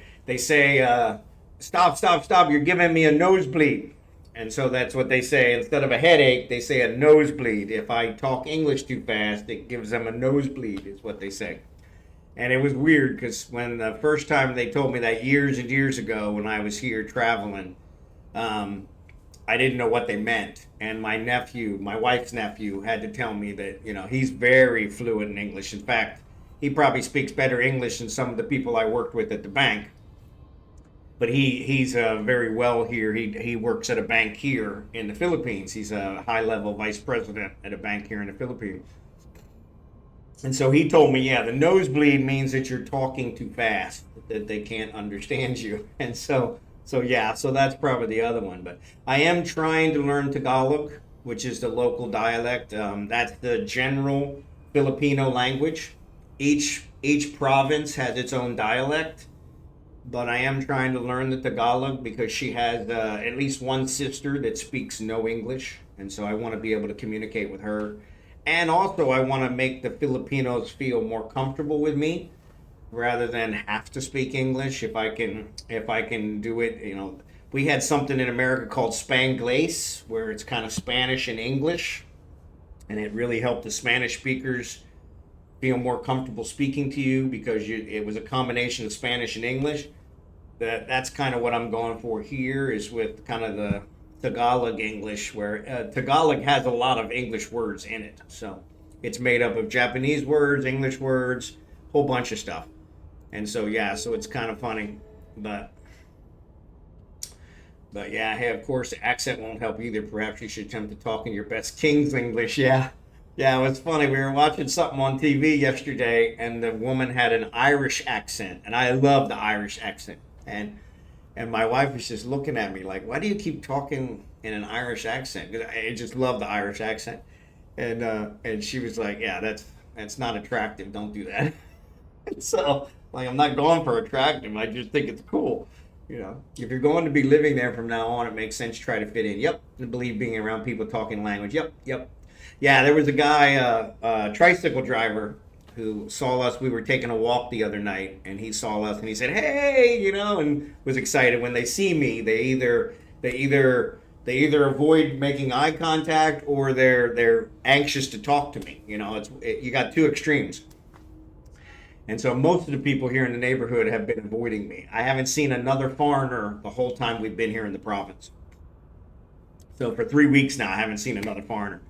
And most of the people here in the neighborhood pretty much just avoid me. And if I say something to them, they'll respond, but they don't go out of their way. But this guy was the exact opposite. He was like, he saw me and he wanted to talk to me. And so he spoke a couple English words because he obviously knew I was English. And I started talking to him, and he's like, whoa, you're giving me a nosebleed.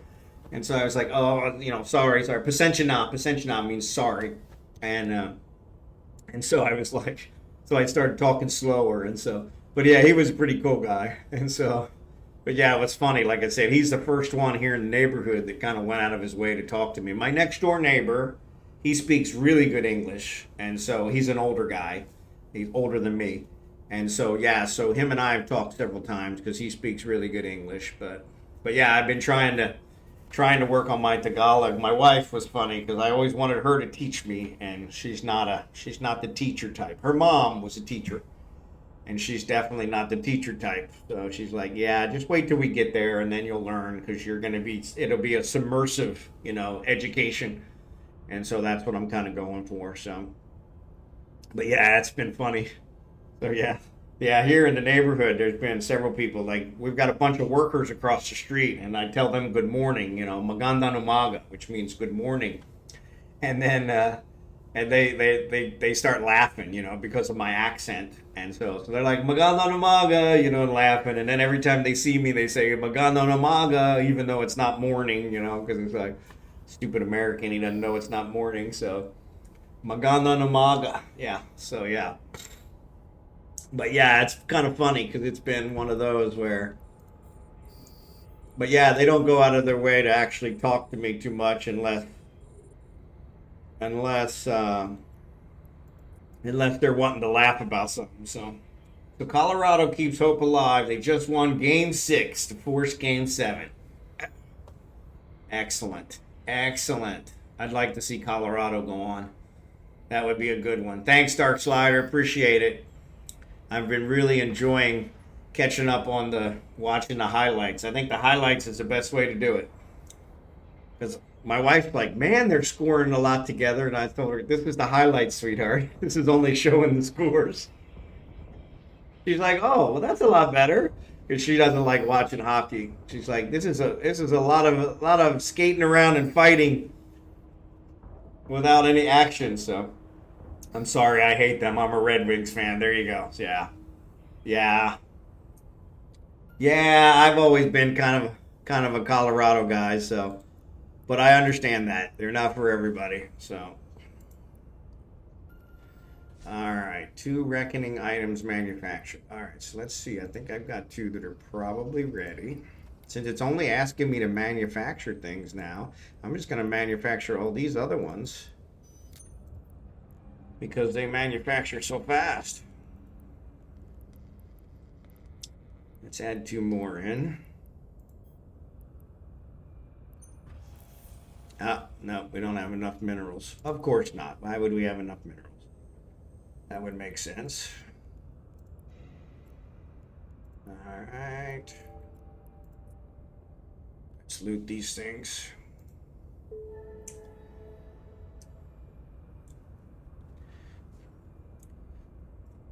Wings versus Avs made some damn amazing games, though. Yeah, they did. Actually, all of them have been really, really incredible. I have been super impressed with the playoffs this year.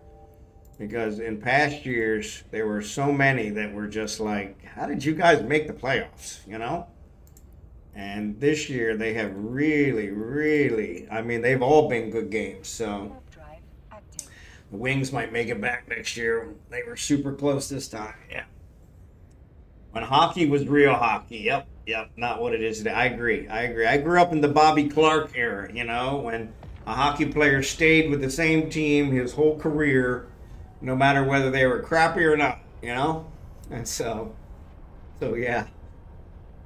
Bobby Clark and Gretzky. Gretzky changed a couple times towards the end, but yeah. I mean, that man, whew, he could find the smallest liver in the around the goalie to put that puck in. He was incredible.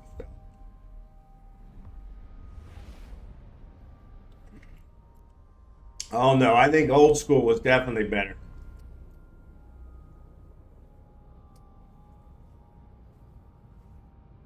I like the old school. So yeah, we'll just have to agree to disagree on that one, Dark Slider. Wings are improving. They're getting back slowly, but we've been badly managed for it. Yeah, I think that's a lot of it. I think the other one that I didn't like, and I understand why they did it, but the expansion teams. When they add an expansion team, they pretty much give them the option to take some of the established players that were on the other teams. And so a goaltender, a scorer, and you know, they had to in order to even things out. But you know, those teams had really solicited those people and brought them on and you know, and worked them up. And so, but in order for them to be viable teams, you know, in the NFL, they don't do it that way. And that's why an expansion team is not viable for the first 20 years, you know, where at least with the NHL, you know, the expansion teams can be viable year one, you know, and so, but the goalies are way better now, much harder. And I agree with that. Yeah, the goalies have gotten way better, way better. And they've had to because the actual scorers have gotten way better. I mean, good God, man. Like that one I watched that other day, that Capitals goalie, he was incredible. So, well, back when I was watching from mid-90s to early 2000s, every team had an all-star goaltender. Yep. Yeah, and that's the problem now. I agree with that. Because that's the problem now. Lego, have a good one. Appreciate it. Thanks again. We'll see you. Actually, my last stream of the week, so we'll see you again Sunday night, Monday morning. So that's when I'll be back. But yeah, I agree with that. Is that back in the old days, you had to have an incredible goaltender. You built the team around the goaltender. So FBI, open up! Innocent Dictator, thanks for the raid, buddy. Appreciate it. Docking permission requested. Docking request accepted.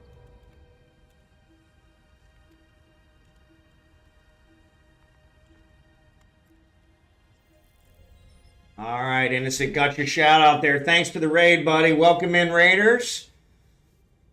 I missed a follow there. Who was the follow? Mr. Godai. Thanks for the follow. Appreciate it. Appreciate you being here. So, the event's going. I am actually pretty close to completing. So, but I've been talking too damn much. So, that hasn't been working out in my favor, which unfortunately is my normal problem. I tend to not know when to shut my mouth. So, but that's probably why I'm a streamer, right? I need to get some of this ore moved over because I can't build anymore. So let me go back and get this stuff taken care of. No, not your fault. Not too much. Yeah, talking too much for a change. Yeah, exactly. So, but yeah, I am super close to finishing the event. I am at 1,010. And honestly, I consider the finish when the Praxis at 1,050. So I've only got 40 points left. So yeah, we should definitely finish it tonight. I'm going to jump back over here to Eufine and pick up a different ship. So, but yes, welcome Raiders. Appreciate you guys being here.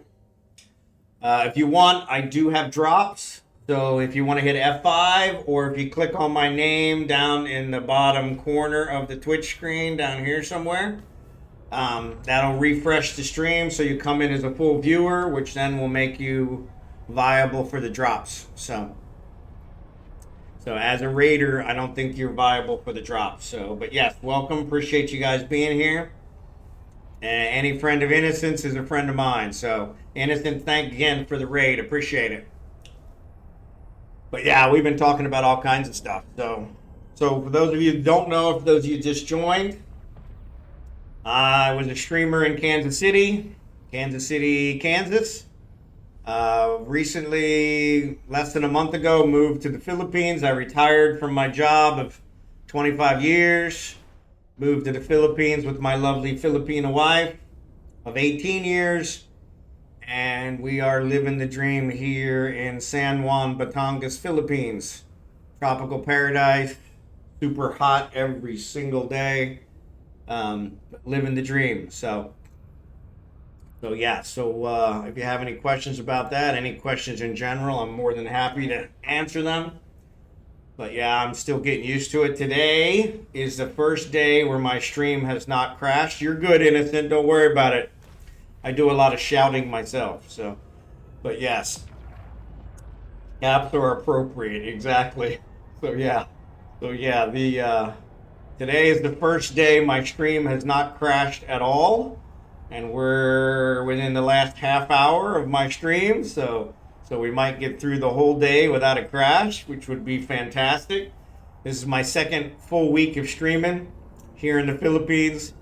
And yeah, it's been crashing every day. So yeah, so I'm kind of glad that it hasn't crashed. So yeah, I probably am asking for it now. But if that's the case, I want to call out all the stops because I want to figure out what it is and get it fixed.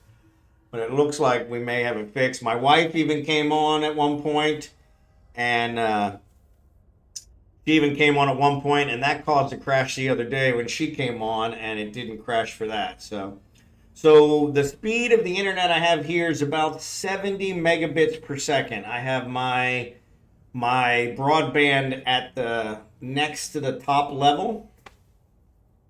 The top level I don't think buys me much, and so that's why I didn't do that.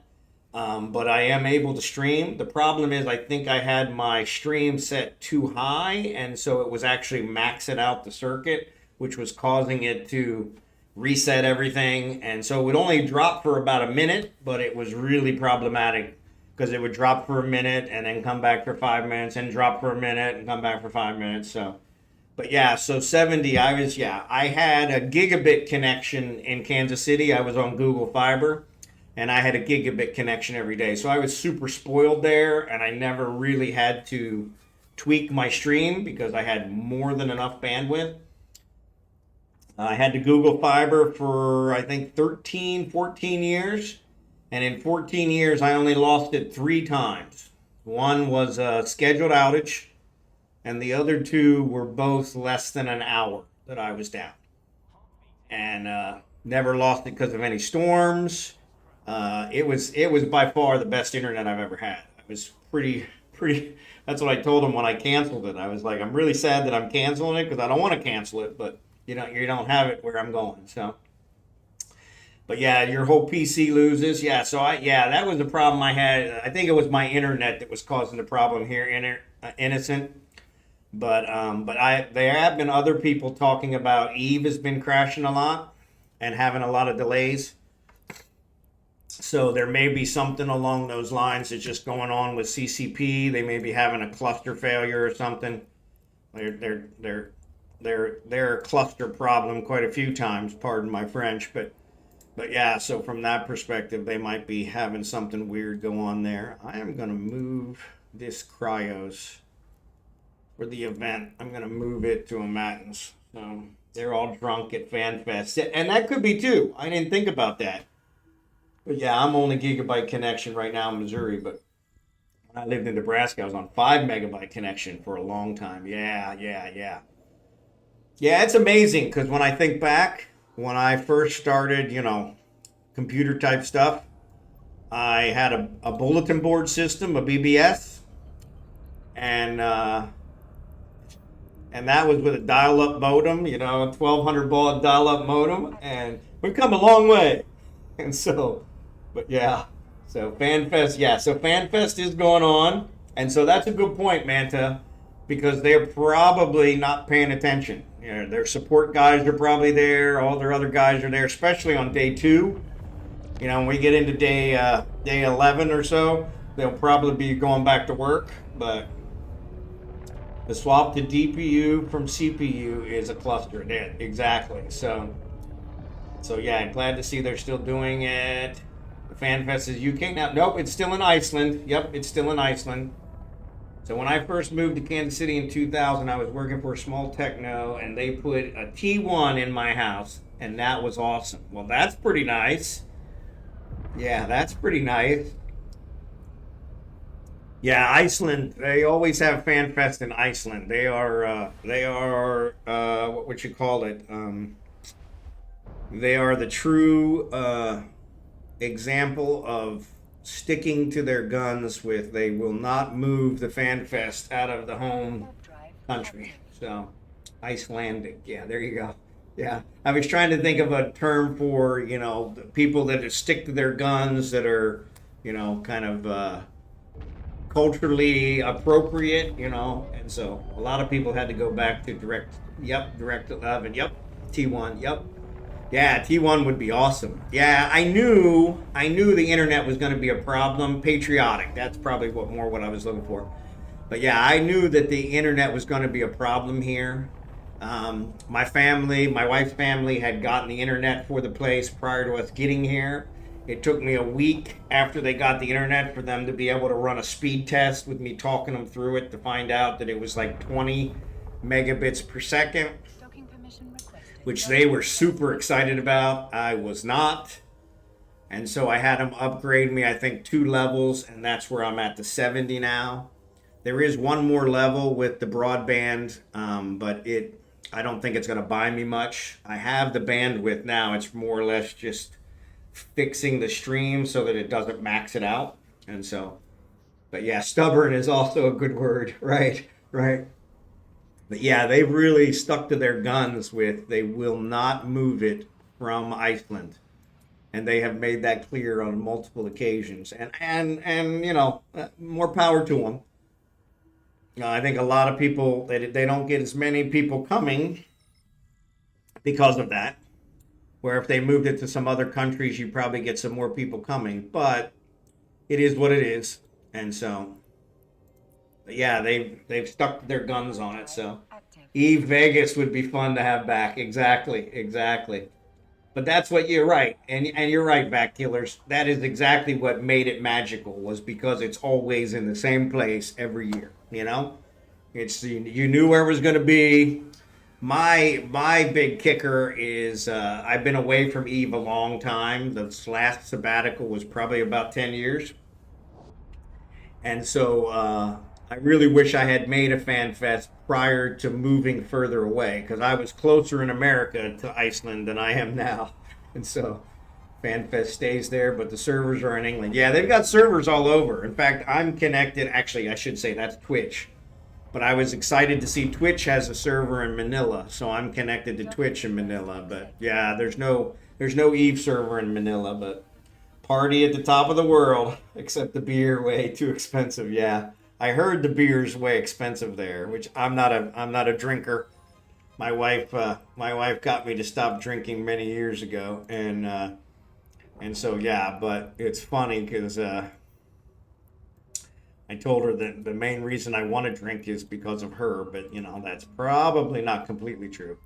But then again, it may be more true than it sounds. But all right, so let's check out this industry, because I need to build 2 more, which will probably give me what I need. But I ran out of minerals, so now that I got the minerals back, let's get that going. And actually, no, I got 2 here, so let me see what I got. What is it waiting on? Manufacture reckoning items sold. Okay, we can take care of that. Let's sell this guy again. I keep selling the same item over and over and over again, and thanks to one of my viewers, I keep buying the same item from myself. So yeah, I'm pretty sure they didn't intend it to work that way, but it's working. So which completes the process. So win win win. So but yeah, I pretty much did everything today. Has just been these manufacture and mining. So yeah, so that's pretty much worked out. So all right, looks like I got, oh no, I'm just short. 35. I need another 15. Well, that sucks. All right, so let's leave this ship. Actually, no, let's add a couple more in here. Let's add 2 more of these. Oops.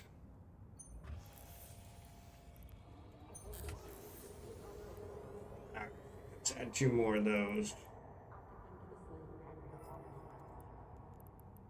Yep, all right, cool. And then I'm actually going to leave this ship here.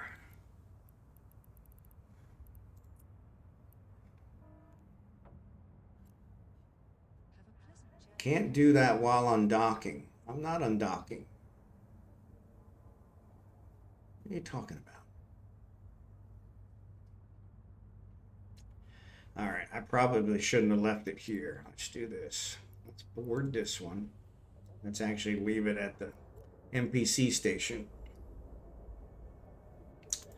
But what are your thoughts on the old walking in stations? Do you wish they had continued to finish it properly, or are you glad it's gone now? I was never a big fan. The No Man's Sky and the other ones kind of did that stuff, and I don't know that it brought a whole lot to the game. I mean, I think the key is for Eve to stick to what worked and what they did well, which is really the space travel. So I can't say I'm glad it's gone. I really wish they had kind of left what they had and just not developed it any further. But yeah, I wasn't a huge fan of it. So from that perspective, I think it's good to see them not waste more resources on it. So yeah, stop now before she hears you. Exactly. I think it's funny to watch the people at FanFest beg viewers for beer money. Yeah.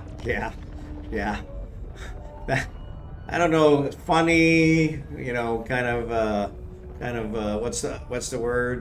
Disappointing.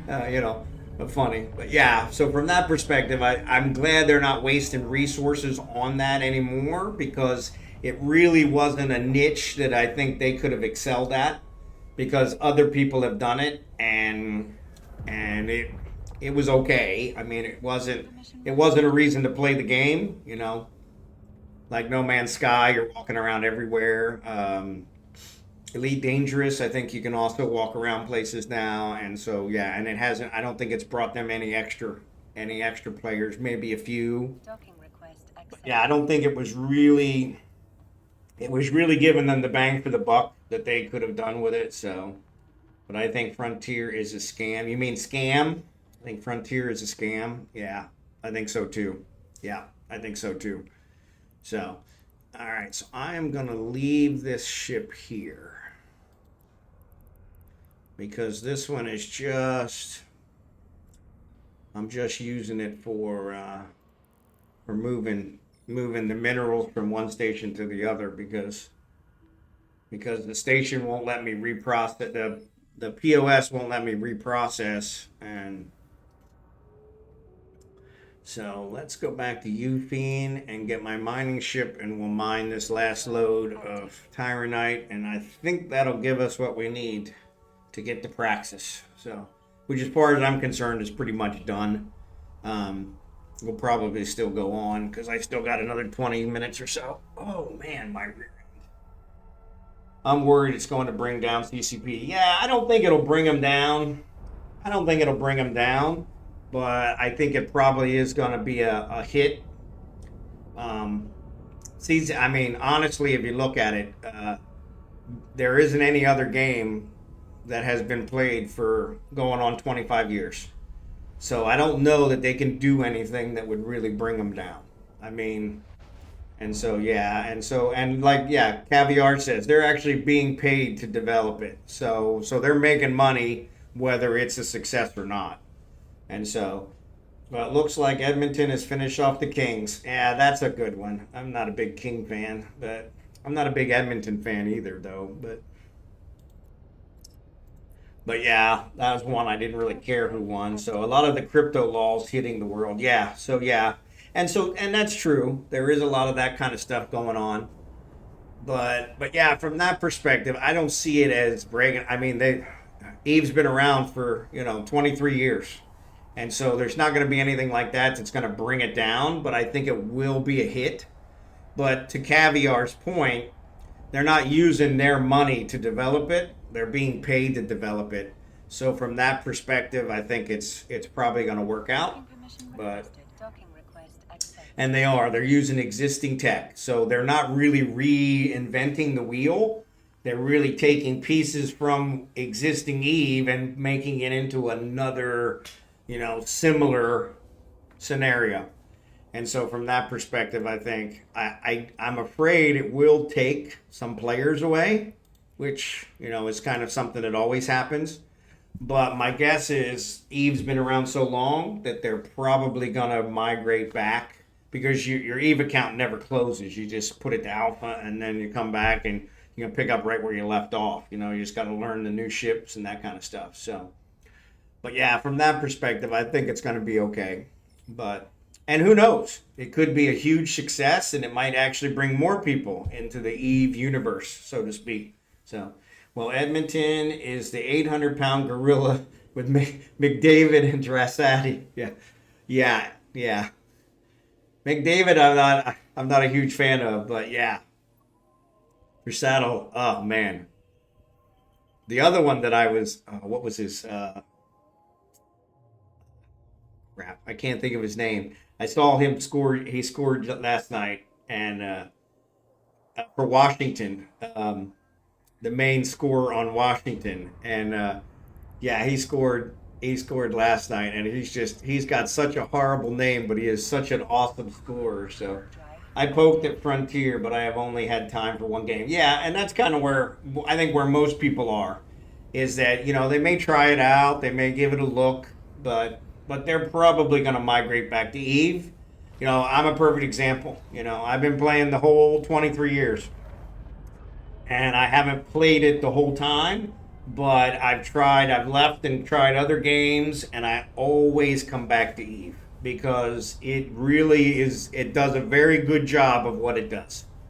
And so, and when it comes down to the immersive space experience, yeah, it does it really well. And so, yeah, I think that if they stick with that, now who knows? Maybe Frontier will be the new one, and everybody will leave Eve and go to Frontier. Hard to say, but you know, I don't see that happening. It's been around so long that I can't see that really happening. But you just never know.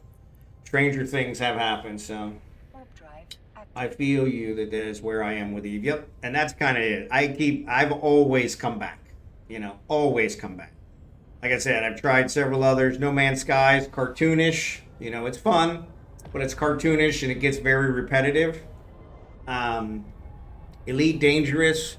I mean, Elite Dangerous has tried a whole bunch of things. Elite Dangerous is kind of the wicked stepchild of where they've actually done too much. They're like the dilettante of space games, where they actually have too much to the point where you really can't decide on what to do, so you just don't do anything and you go play Eve. And so, but you started fresh this time. Yeah, I see. I've never started fresh, and I think that's actually an advantage because I think that's one of the reasons a lot of people do come back is because you don't have to worry about your account getting closed, you know? You still have all your resources, all the stuff you work towards. It's a lot easier to come back and start up if you've got a whole bunch of ships to fly, you know? And so rather than have to start from scratch.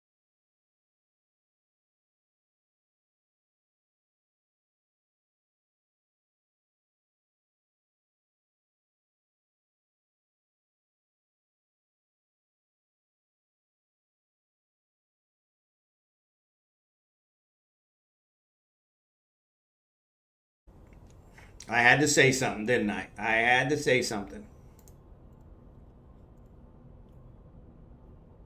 All right, looks like I'm back. I did lose one of them, so press F for the stream. Yeah, sorry about that, guys. Looks like I did get dropped a little bit. So sorry about that. No, it looks like it was me. So, which is funny because we're really close to the end, and of course that's when it cuts out. So, but that's all right. Like I said, that means I still don't have the settings perfect, but I'm close. So we'll get it figured out. But yeah, Vac Killer, sorry. It's actually didn't like your comment, so I had to approve it. So I extracted and cleaned out my old account. So that's good. At least you got the resources from your old account. So was worried my internet was flaky. Nope. That was me. So yep, I'm back. Thanks for that. Yeah, I love No Man's Sky. Elite Dangerous just too boring. I don't find that game fun at all. The space travel and docking just not great. Yeah, the whole manual docking. I'm like, okay, so we're supposedly in the future, and I still got to fly my ship and manually dock? That doesn't sound right. So yeah, that one was always kind of one of those. So no, you're fine. Don't worry about it, Vac Killer. My auto mod thing is not set correctly, and so it really, I think it didn't like the word suck, which, you know, how many times have I said that today, right? So yeah, it's kind of, well, I love the manual docking, but the rest is kind of, see, mine was the manual docking. I'm like, I got a manual dock. I think I crashed my first 3 ships because I couldn't manually dock. And then I finally got the hang of it. And like dracborne said, once you got the hang of it, it's not that bad. You actually feel like you're flying the ship. But it was one of those where I was like, you know, we're in the future and we got to manually dock? You know, come on. I mean, that don't make no damn sense. And so yeah, so it was one of those where it was like, you know. But yeah, it's kind of makes you wonder. If I fly a ship in any game, it's a chore. It's too complicated. Just how. Yep. And I understand. So, like I said, I crashed my first 3 ships in Elite Dangerous because I couldn't dock. Or I think actually I didn't crash them. I think I crashed the first one. I think the second one, it actually timed out. The docking timed out, and they shot me. And then I think probably the third one I probably crashed. But But flying in and out of station in Star Citizen is iffy. Yeah. So that's the other one too. Star Citizen. The problem with Star Citizen is it is just too damn buggy. Too damn buggy. I mean, they've been working on this game for years, and the same bugs that I had years and years ago are still there. And so that one was one I realized real early on that was just a money grab. And so I'm like, I had already paid. So I still play it from time to time just to see if they've actually fixed anything, which they haven't. And so, but since I've already paid, it's like, well, they already got my money. So, but they're definitely not getting any more money from me because I'm like, screw that. But yeah, it's been an interesting challenge. So there is the Praxis. No, seriously, 145. That's perfect. I am 5 points short. There we go. Bingo bongo. Now we're not 5 points short anymore. All right, let me add a couple more in here. Actually, I probably don't need to because I'm already maxed out. Yeah, let me save them for somebody else. All right, so there we go. Now I got the Praxis. Bingo. That's like I said, this one, I'm not really sure. We'll probably still go ahead and do it because it doesn't hurt. So close, right? So close. The 14 years of development, you're still failing through the floor. Yeah, exactly. Kind of stupid crap like that. Like you haven't fixed the basics of walking around the station, which is really all it is. Walking around the station, walking around your ship, when you land on a planet at a star base and you're fighting and you fall through the floor. Come on, man. And so, yeah, so just the kind of stupid bugs, it was obvious at that point that it was all a money grab. And so they're just trying to gather as much money as they can and not do any development. And I'm like, yeah, you already got my $40. I'm not giving you any more. And so, but I do, like I said, from time to time I play it, mostly because I'm hopeful that they will actually fix something. But so far it hasn't been the case. So yeah, I'm not going to build. Well, actually, I need another 100 points. So let's go ahead and build a couple more.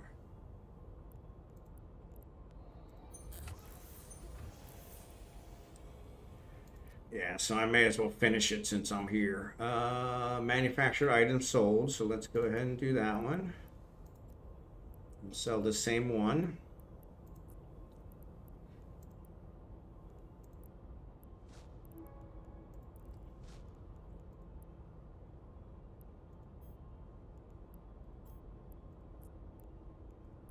And thanks to whoever, I don't remember who it was, but whoever told me yesterday that you can buy your own items. Never actually even thought about that. But thanks to whoever told me that yesterday, because that was pretty good. So they should have just made new Wing Commander games instead. Yep, I agree, because that's where they excelled. But like I said, I think this was all a money grab. So if you want my honest opinion, it's the game engine in Star Citizen that's a problem, because it's based from the Crisis engine, just simply cannot do what they want it to do. And that may be. Yeah, see, that may be. I'm not familiar enough with it to realize that that's what the problem is. But like I said, it was one of those where some of the basic errors that I had years ago are still there. And I'm like, well, if you're not even going to fix those, then, why the hell would I give you any more money? I mean, what is that? Screw me once, shame on you. Screw me twice, shame on me. If I'm stupid enough to give you money after you've already screwed me once, then that's my fault. I'm the idiot. And I learn from my mistakes. I try my damnedest to learn from my mistakes. So they have over 1,000 developers working on it and spending, what, 800 million? Right. And you still can't get it right? I mean, yeah, I agree. And that's where I was like, I said it. Yeah, it just seems like it's a money grab. And they're trying to make as much money off of it and get as many people hooked into it, because they're still doing advertising for it. And I'm kind of like, the game doesn't work. Why are you advertising it? For all the money they've taken in, they could have built their own engine like CCP did. Yep. And I agree, Caviar. And that's what they should have done. The problem is, I think that's what they're kind of saying now, is this is what we want to do. That's why we need to generate more money. And it's like, no, you're too late for that. a whole rework of the whole base engine, I mean, that's throw it away and start over, you know? And so, but unfortunately, that's the way a lot of those game manufacturers are, is a lot of it's just about the money. How do I make as much money as possible? I mean, the whole early access thing on Steam, you know, I used to be a huge fan of the early access. And then there were so many of them that put it out early access for $20. And after they got 1,000 people that bought it, they're like, okay, screw this. We're not even going to complete the game, you know? And it's like, well, that's not right. You know, as far as I'm concerned, my $20 is a contract with you that you should be willing to keep. You know, I funded you. I understand that it costs money to make games, and I understand that, you know, you need to make something back in order to keep people involved. But if you're not going to complete it, then as far as I'm concerned, yeah, you're just screwing me. So Eve might be as old as it is, but the game engine keeps getting updated, and it does. And that's a good thing. They've made it so that they can update it in order to keep going.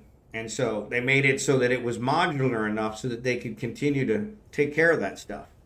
And so, but they planned that from the beginning. They didn't wait till they were 14 years in and say, yeah, this game engine sucks. We got to start over.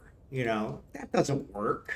You know, first of all, you're just shooting yourself in the foot. So GTA 5, Red Dead Redemption, GTA 6 will be finished and out before Star Citizen 1.0 is released. Exactly.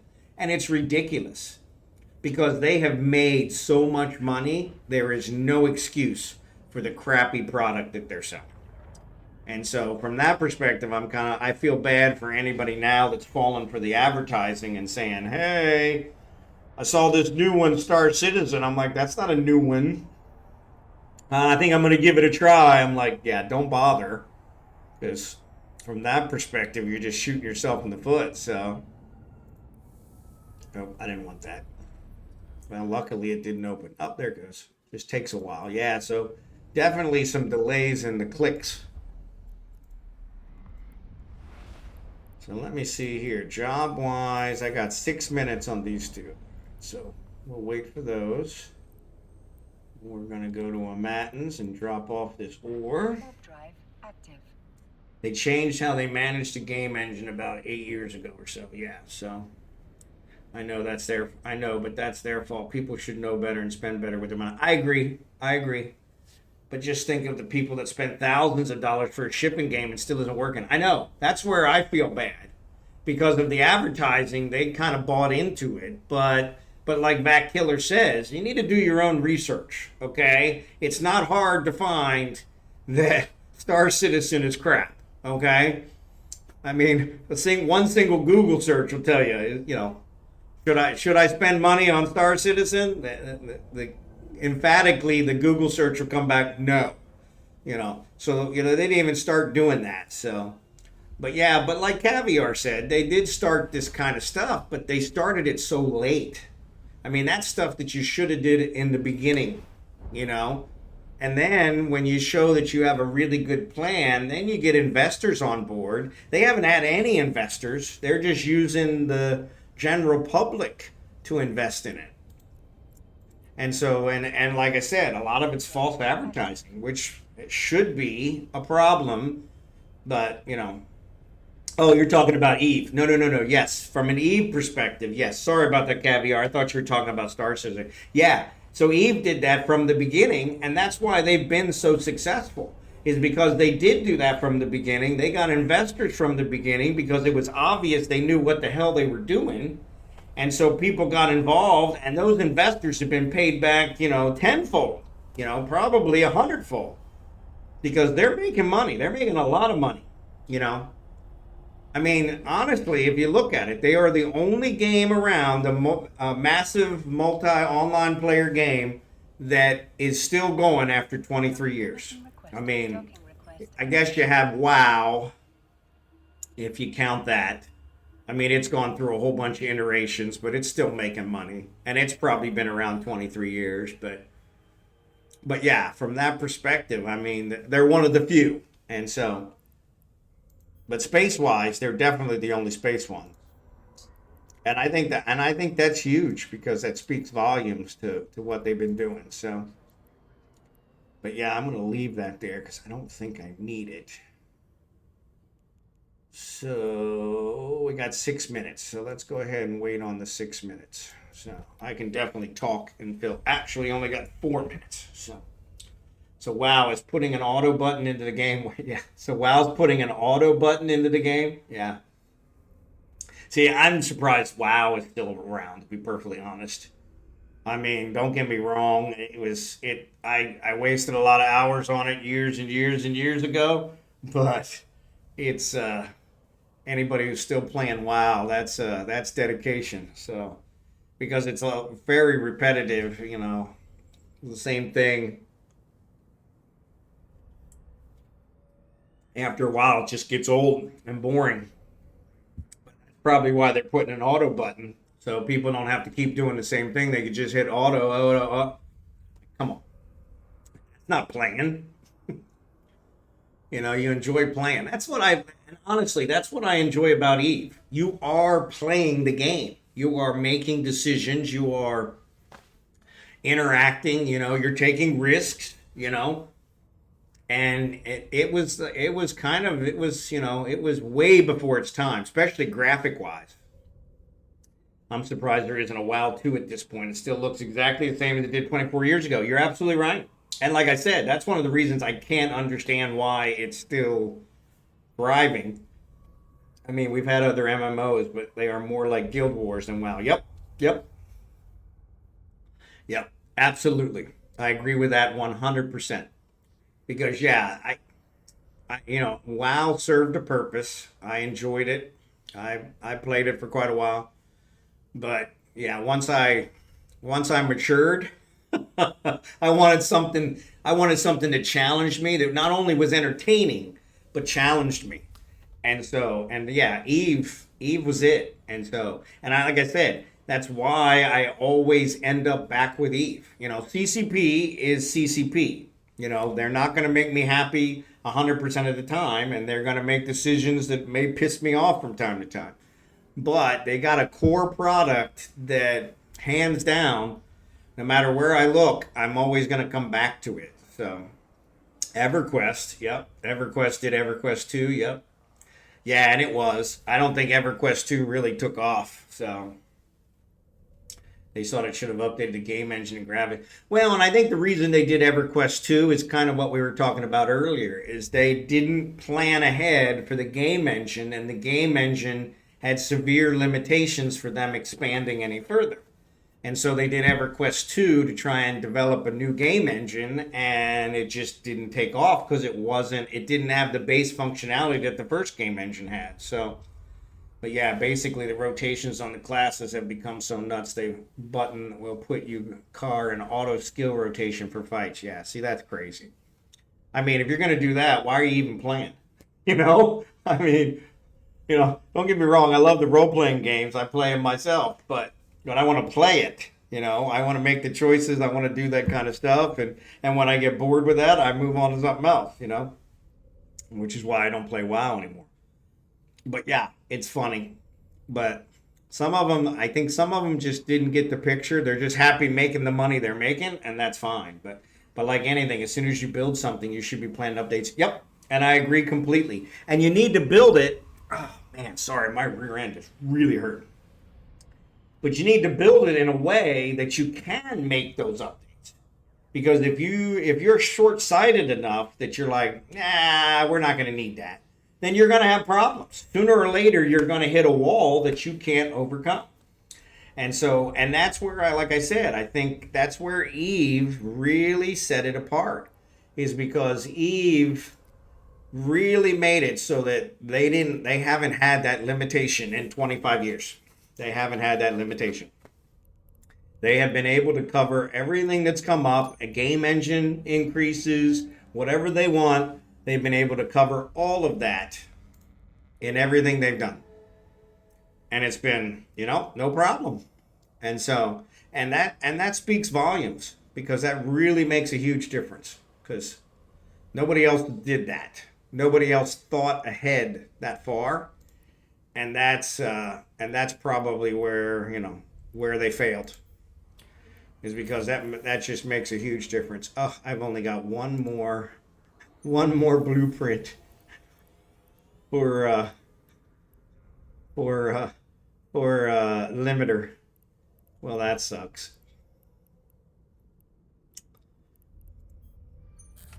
Yeah, that sucks. Luckily, I'm done as far as I'm concerned. So yeah, that's not gonna make a big difference. But yeah, that hurt. It would be like an auto fit button in Eve. Yeah, that's just crazy, Sorry, the ads are on. I've been talking through the whole ad. Sorry about that. What does a narco say? I'm a professional streamer. Yeah. Yeah. Nothing like talking through the ads. Well, if I had a nickel for every time I did that, I wouldn't probably need to stream, right? No, honestly, I stream because I enjoy it. Doesn't hurt that I get paid a little bit to do it. So welcome back from the ads. Sorry about that. I was talking through the whole ads. So actually, no, I wasn't. I guess the ads haven't started yet. The ads are getting ready to start. Okay, so luckily that worked. Now the ads are going to start. He says pro fashion streamer. Yeah, exactly. Yeah, exactly. Exactly. Yeah. And same here. Like, yeah, it never quite works out the way you intended. So, never quite works out the way you intended. So, oh man. Yeah, sitting on this hard chair is also not helping my back. So, but that's good. Looks like we're gonna get out. So the wife has told me that we're gonna go see. We're gonna go see our land because it's been cleared. We paid somebody to clear it. So the ads are on now. So, but yeah, we paid somebody to clear it, and so we're gonna go see the clearing that they did, see how good it is, and also show the blueprints, structural blueprints, to a couple people to see about maybe getting a contractor or at least getting some bids on contracting. So trying to move the house build forward because that's going to be a big thing. So the house is going to be fully solar powered and definitely Starlink. Though it's still in the same area, so I got to figure out how to get off this waiting list and get that taken care of. But like I said, I'm probably going to solve that one before any time before the house comes along. But yeah, it'll be designed per our specifications, which I'm really looking forward to. All one floor, so I don't have these rock climbing steps that we were talking about earlier. I mean, these steps in this rental place are the steepest steps I have ever seen in my life. I have really big feet, and I can't put my foot on the step. It's not even as wide as half my foot. They're that narrow and that steep that anytime I try to go down the steps, I got to literally go down one step at a time so I don't fall. And they're super steep. So falling it's all concrete, so I'd probably bust my head open, which would be a really, really awesome way to go. Retire early from America and bust my head open in the first month in the Philippines. That would be it. House wasn't built for me. You're absolutely right. They did not have me in mind at all. They did not have me in mind at all. So all the doorways are short. I'm not that tall. I'm under 6 feet, but I am considerably taller than the average Filipino. And so yeah, it was definitely built for Filipinos.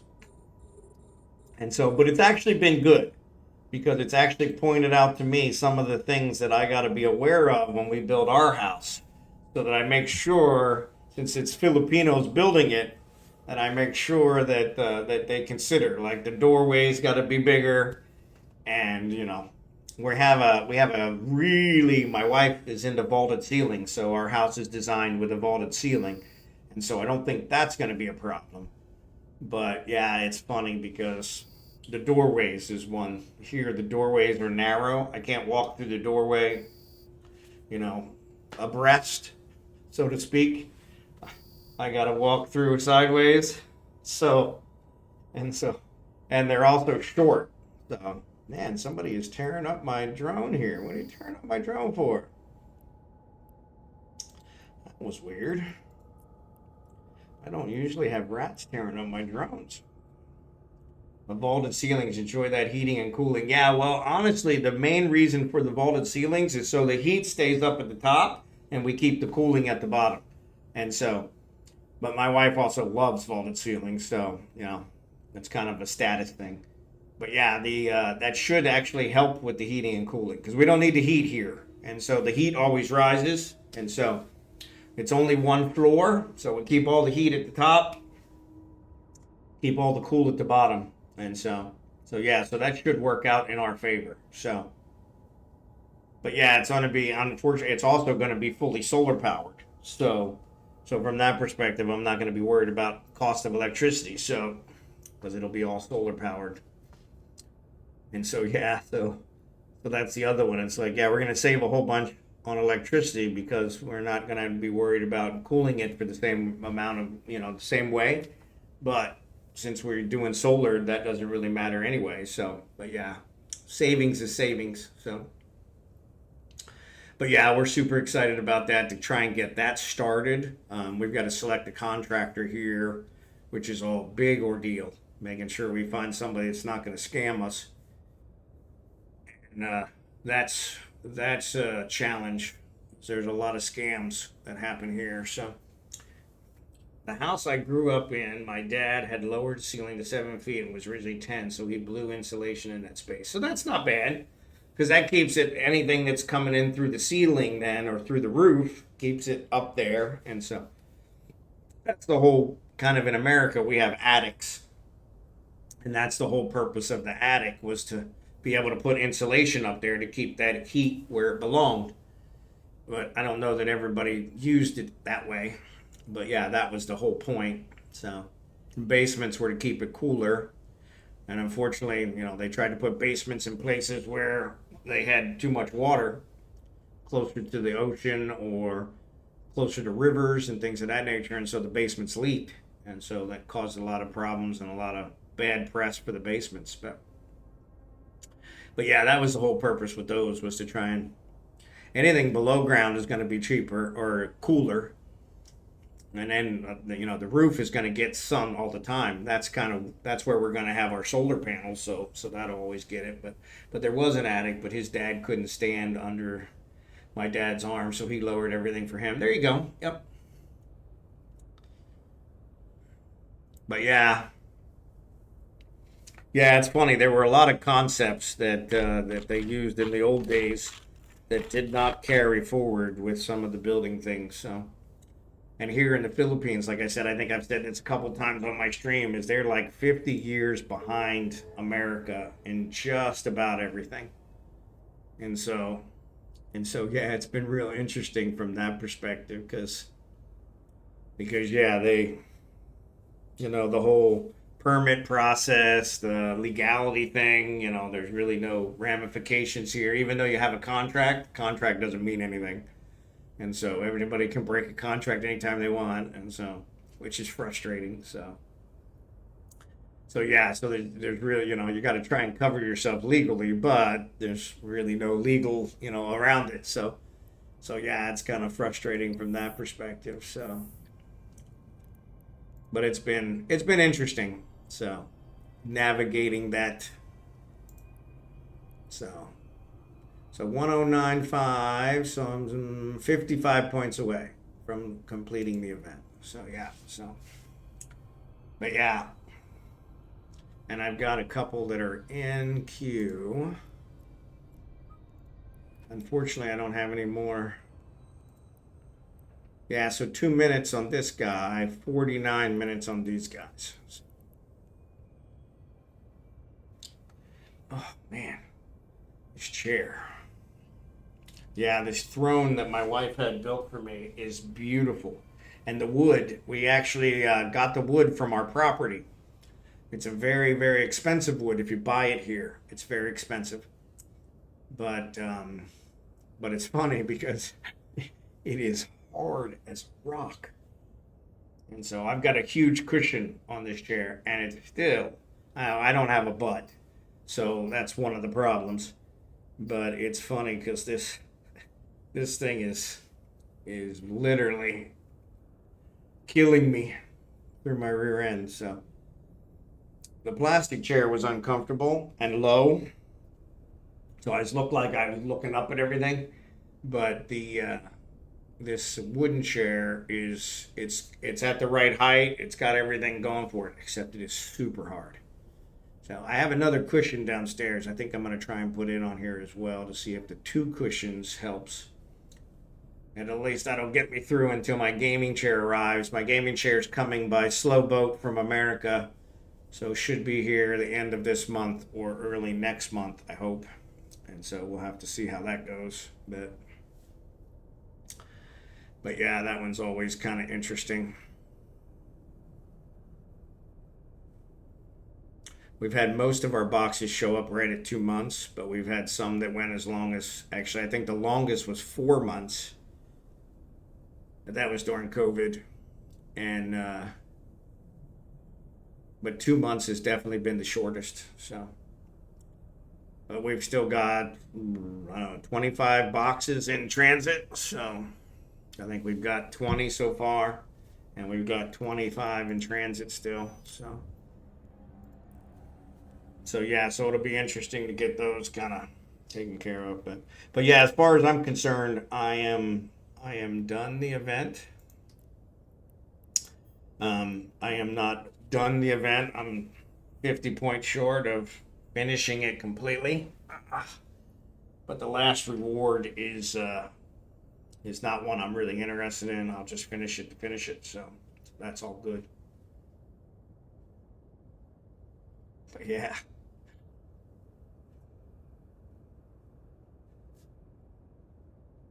I could probably, let's try that. Oh, I don't have him on. Yeah, unfortunately, Kragan got disconnected during that dip we took. So, less than 1% drop frame. So that's actually pretty darn good. So thankful for that. But actually, I think I'm going to call it a day. I got this one filled up, so we'll go ahead and get stopped here. I'm going to pick up my trash here since I don't want to leave this sitting out here. But let's see who we're going to raid. We want to find somebody good to raid. I think a Narcos is out there. Come on. Yep, a Narcos is out there. We haven't raided him in a couple days. Ghosty's playing with Cyber Nomad and Badman Larry. They've got a bunch of people. Zero's out there too. But let me go ahead and raid a Narcos. I'm on Team of Narcos, so I should probably raid him. Unless any of the rest of you have something you prefer. But I appreciate you guys being here. Thanks for watching. And for joining me and listening to all my stories. This is my last stream of the week. I will be back Sunday night Central Time, 8:30 Central Time. 8:30 Central Time. 9:30 a.m. Monday here in the Philippines. So feel free to join me then. That will not be our mining event night. Mining event is actually Monday night. So we'll do that Monday night. But I will be back Sunday night. And I will keep drinking water. Thanks, Dark Slider. Appreciate it. Appreciate you guys watching out for me. I really do. And so, but yeah, we'll have our mining event on Monday night Central Time, which will also be Tuesday morning Filipino time. So yeah, feel free to join us. JKT, appreciate you being here. You and Dark Slider were here from the very beginning. I appreciate you guys sticking with me the whole 4 hours. Appreciate it. Eventually, I'm probably going to push this to a 5 hour, maybe a little longer stream. So So act like a real streamer and actually do some longer streams, but I probably can't do that till I get a chair that I can sit in for that long. So yeah, so we'll go from there. But I appreciate it. Thanks for watching, and I will see you guys on Sunday night your time. So let me go ahead and get the raid set up for Narcos. All right, you guys take care, and I will see you next week. Thanks again.